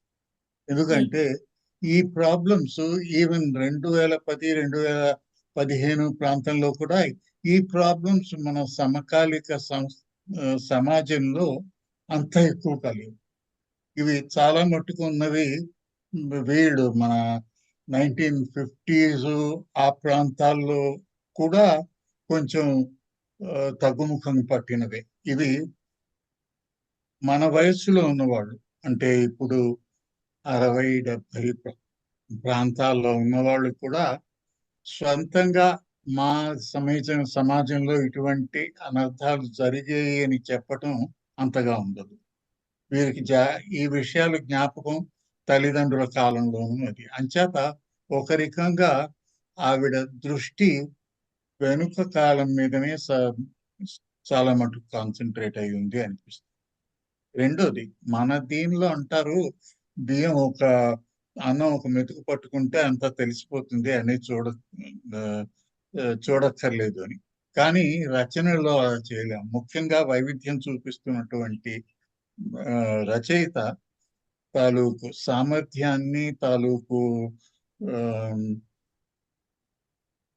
వైవిధ్యాన్ని 2-3 కథల వల్ల చూసి చెప్పడం సాహసమే అవుతుంది. కానీ నాకు అనిపించింది ఏమిటంటే, ఇప్పుడు విన్న కథలలో ఉన్న ఒక రకమైన అంతర్లీనమైనటువంటి దారం ఏమిటి అంటే, ఒక సామాజిక సమస్యని, అది కూడా ప్రస్తుత సమస్య కాకుండా ఎక్కువగా పూర్వకాలంలో అంటే 15-20 ఏళ్ల ముందుగా చాలా ఎక్కువగా ఉన్న సమస్య, ఇప్పుడు అది కొంచెం సీరియస్నెస్ తగ్గుతూ ఉన్నా సరే, అది తీసుకొచ్చి దాన్ని ఒక మైక్రోస్కోపిక్ విజన్తో చాలా జాగ్రత్తగా చూసి దాన్ని అలాగే పెట్టకుండా ఒక క్యారికేచర్ లాగా చూపించారండి. ఇప్పుడు కార్టూనిస్ట్ జవహర్లాల్ నెహ్రూ పిక్చర్ వేసినా, మోడీ గారు పిక్చర్ వేసినా అది లైఫ్ గా ఉండదు. దానిలో ఉన్నటువంటి ఫీచర్స్ కొన్ని ఎక్స్ప్లెయిన్ చేసి, కొన్ని కంట్రాక్ట్ చేసి మనకి అది చూడగానే ఇదొచ్చేటటువంటి చూపిస్తారు. ఇందిరాగాంధీకి ఇక్కడ తెల్ల జుత్తు, పెద్ద ముక్కు అలా పెడతారు. తర్వాత జుత్తు హెయిర్డు. జవహర్లాల్ నెహ్రూకి అలాగే. శంకర్ స్వీకి ముఖ్యంగా శంకర్ అలా చేసేవాడు. ఇప్పుడు వాళ్ళు కూడా అలానే చేస్తారు.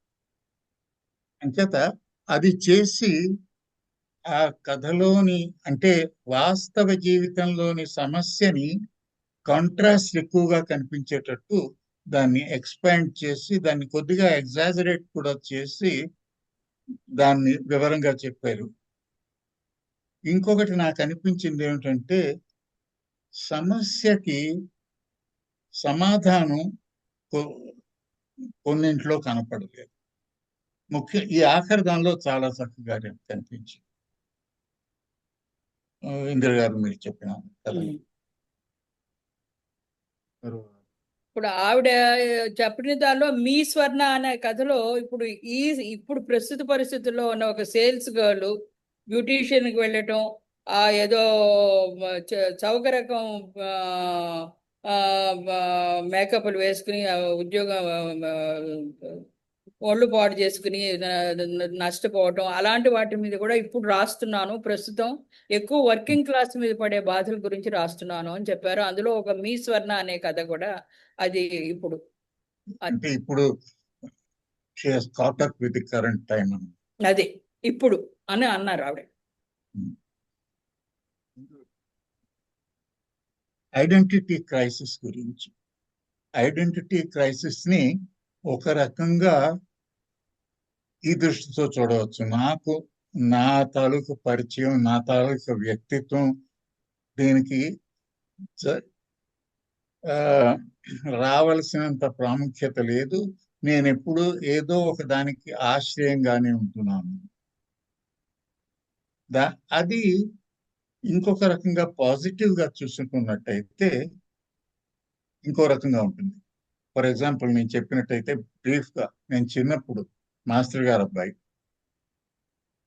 ఆ తరువాత ఏదో ఇదేమిటి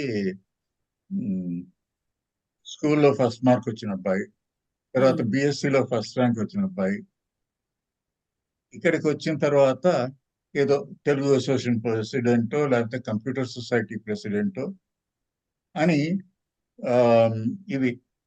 తరువాత పలానా ప్రొఫెసర్ గారి అసోసియేట్, ఆయన దగ్గర పనిచేశాడు, ఆయన రీసెర్చ్. తరువాత ఈయన ఫలానా పనిచేశాడు. ఆ తరువాత స్టేజ్ ఇంకోటి ఏంటంటే, ఈయన దగ్గర ఫలానా ఆయన పనిచేశాడు, ఈయన రమణి గారి గురువు, ఈయన ఎవడో శ్రీనివాస్ గారి గురువు అని ఆ రకమైనటువంటి పరిచయాలు జరుగుతాయి. వాటిని ఒక రకంగా తీసుకోవచ్చు. అరే వీళ్ళు పివిఎస్ రావు అన్న పేరు అంటం లేదు, ఏదో ఫలానా ఆయన కొడుకు, ఫలానా లేదు అంటే ఫలానా అబ్బాయి తండ్రి, లేదు అంటే ఈ సోషల్ సర్కిట్స్ లో విజయ్ గారి మొగుడు, మా ఆవిడ్ని డింగో మమ్మీ అనేవాడు మా కుక్కని బట్టి.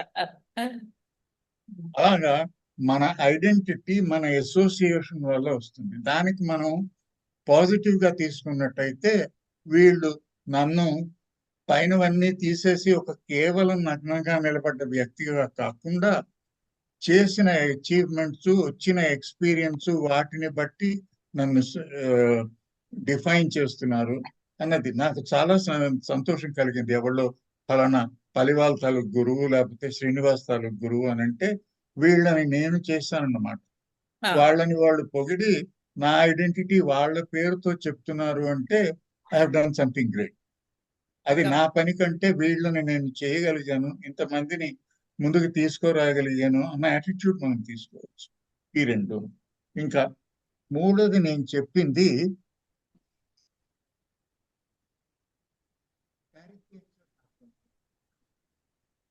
చూచిన కథల్లో ఒక కథలో ఈ రకమైనటువంటి కథాశిల్పం చాలా చక్కగా కనిపించింది ఈ ఆఖరి కథలో. మళ్ళీ తరువాత అంచేత ఆవిడ నిజంగానే ప్రముఖ రచయిత్రి, చాలా పేరు పొందినది. కానీ మనం ఒక సమీక్ష చేసినప్పుడు అన్ని కోణాల నుంచి పరిశీలించాలన్న దృక్పథంతో నేను ఇది చెప్తున్నాను. ఇంకొక విషయం నేను చెప్పదలుచుకున్నది ఏంటంటే ఇవాళ దీనికి సంబంధించినది కాదు, ఇది వరకు ఇందిర గారితో కూడా బ్రీఫ్ గా నేను చర్చించాను. మనం ఈ చర్చలు అన్నవి రెండు రకాలుగా కల్పించవచ్చు. ఒకటి మన స్పందనలో మ్యాగజైన్స్ ఇవి వచ్చినట్టు అవి ఎలా మనం తీస్తాము, ఒక ఇదేమిటి పువ్వుల గుచ్చంలో ఇక్కడి నుంచి ఒక పువ్వు, అక్కడి నుంచి ఒక పువ్వు, ఇక్కడి నుంచి ఒక ఆకు పెట్టి అన్ని పెట్టినా అది బాగుంటుంది. అది ఒక రకమైనటువంటి ప్రెజెంటేషన్, మ్యాగజైన్ కి ఆ ప్రెజెంటేషన్. ఇప్పుడు మనం ఒక స్టడీ గ్రూప్ గా చేసినట్టయితే నా సజెషన్ ఏమిటంటే కేవలం మన 4-5 పర్సనల్ ప్రిఫరెన్సెస్ ప్రకారం ర్యాండమ్ గా ఇది అది అది అని తీసుకుని అవి ప్రజెంట్ చేయడం కంటే ఆ ప్రజెంట్ చేయడం స్పందనలో చాలా బాగుంటాయి. ఇక్కడ మనం చేసినట్టయితే నా ఉద్దేశం ఏంటంటే మనం ఒక సీక్వెన్స్, ఒక ఆర్డర్లో చేసుకుని ఏదో ప్రాచీన కాలం, టైం ఒకటి, పర్సనాలిటీ ఒకటి, ఈ రెండు మనకి పారామీటర్స్. వాంగ్మయం ఏ విధంగా పరిణతి చెందింది, ఇప్పుడు మనకి 1.5 శతాబ్దాలుగా మన భాష పరిణామం చెందింది, మన కథాశిల్పం, మన వాంగ్మయం పరిణతి చెందాయి. అవి మనం సిస్టమేటిక్ గా ఎగ్జామిన్ చేయవచ్చు. అందులో మళ్ళీ వ్యక్తుల ప్రకారం అంటే ఫలానాతను తీసుకున్నట్టయితే రచనా శిల్పం ఏ రకంగా పరిణామం చెందింది, ఈ రెండు మనం ఒక సిస్టమేటిక్ గా ఒక సీక్వెన్స్ లో చేసినట్టయితే చాలా బాగుంటుందని నా అభిప్రాయం. అలాగే చెయ్యాలి అని నేను ఇన్సిస్ట్ చేయటం లేదు, కానీ అది కూడా మీరు పరిశీలించి వీలైతే ఆ రకంగా చేస్తే ఇది ఒక అంటే దెర్ విల్ బి 2 లింక్స్. ఒక లింక్ కాలంతో ఏ రకంగా పరిణామం అయింది, వివిధ రచయితల శైలిలో ఏ విధంగా మార్పులు ఉన్నాయి అన్నవి ఈ 2 డైమెన్షన్స్ లోనూ మనం చూసి దానివల్ల మన తాలూకు దృక్పథం, మన తాలూకు జ్ఞానం కూడా ఒక లాజికల్ సీక్వెన్స్ లో వెళ్ళి మనకి ఇంకా ఎక్కువ ఉపయోగం కలుగుతుందని నా మీరందరూ ఆలోచించారు. నమస్కారం అండి. ధన్యవాదాలండి రావు గారు. చక్కని సలహాలు ఇచ్చారు. మీ స్పందన కూడా బాగుంది. తప్పకుండా ప్రయత్నిస్తాం. అనుకూలమైనప్పుడు మన సభ్యులు కూడా ఆలోచించి వాళ్ళు కూడా నిర్ణయం తీసుకుంటారు అనుకుంటున్నాం. ఝాన్సీ గారు, రమణమూర్తి గారు వచ్చారా? రమణమూర్తి గారు లైన్ లో ఉన్నారా? రమణమూర్తి గారు లేరండి, రాలేదు. ఆయన చెప్పేశారు, మెసేజ్ పెట్టారు, స్పందనలో పెట్టారు, నేను రాలేను వెళ్తున్నాను అని. సరే, అయితే ఇంకా ఇప్పుడు మరి రావు గారు చెప్పడం అయిపోయింది. ఇంకా మరి ఇంకెవరన్నా ఉన్నారా మన మిస్ అయిన ఇంకెవరు లేరండి, గట్టిగా చెప్పేశారు. విష్ణుప్రియ చెప్పింది. ఇంకెవరు లేరు. రవికాంత్ గారు రాలేదు కదా? రవికాంత్ గారు మెసేజ్ పెట్టారు. ఏదో చాలా పెద్ద వర్షం పడుతోంది ఇప్పుడు హైదరాబాద్ లో. ఓకే. చాలా అందులో ఇరుక్కుపోయాను అని చెప్పి మెసేజ్ పెట్టారు. సరే, అయితే మరి మనం వీ కెన్ కంక్లూడ్ మళ్ళీ మనం మా తర్వాత సమావేశం మనం మళ్ళీ మనం తప్పకుండా. ఆలోచించి చేసుకుందాం. సో కార్యక్రమానికి వచ్చి అంత అంత అందరి స్పందనలు ప్రముఖ వతుగా వచ్చినటువంటి గిరిజారాణి గారి ప్రసంగం అంతా విని స్పందించిన రావు గారికి, కొత్త రచయిత్రిని పరిచయం చేస్తూ మా చేత కూడా చదివించి మీరు కూడా మాకు ఆవిడ యొక్క కవితలన్నిటినీ కూడా చాలా ముఖ్యమైన కవితలను తీసుకుని మాట్లాడిన గిరిజారాణి గారికి, అస్వస్థతగా ఉన్నా కూడా ఆవిడ ఓపిక చేసుకుని గాయత్రి గారు వచ్చి కథలు విని స్పందించిన గాయత్రి గారికి, విష్ణుప్రియ గారికి, రమణమూర్తి గారికి, ఉదయశ్రీ గారికి, అందరికీ, పద్మాచల గారికి, ఝాన్సీ గారికి నేను చెప్పే అవసరం లేదు. ఆవిడ ఎక్కడున్నా కూడా పాపం నేను ఉంటాను అని చెప్పేసేసి ఎక్కడ రోడ్డు మీద ఉన్నా కారు మీద ఉన్నా నేను నిర్వహిస్తాను అని పేరుకు తగ్గట్టుగానే ఆవిడ ఝాన్సీ గారు జెండా ఎత్తి నా వెనక ఎప్పుడూ ఉంటారు. అలా ఉన్నందుకు మీ అందరికీ సపోర్ట్కి, మీ అందరి ప్రోత్సాహానికి ఈ కార్యక్రమం ఇలాగే ముందుకు సాగాలని, మరిన్ని ఆసక్తికరమైనటువంటి సలహాలతోనూ రచనలతోనూ సభ్యులందరూ కూడా ఆలోచించి మీ నిర్ణయాలు తీసుకుని తెలియజేస్తారని ఆశిస్తూ అందరికీ ధన్యవాదాలు. నమస్కారం. థ్యాంక్ యూ అండి, అవకాశం ఇచ్చినందుకు ధన్యవాదాలు మంత్రి గారు. ధన్యవాదాలండి అందరికి. క్లోజ్ చేసేస్తున్నానండి. Ending this. థ్యాంక్ యూ అందరికీ నమస్కారం. గిరిజ గారు థ్యాంక్ యూ అండి, రావు గారు థ్యాంక్ యూ, మహాలక్ష్మి గారు థ్యాంక్ యూ, బాయ్ బాయ్.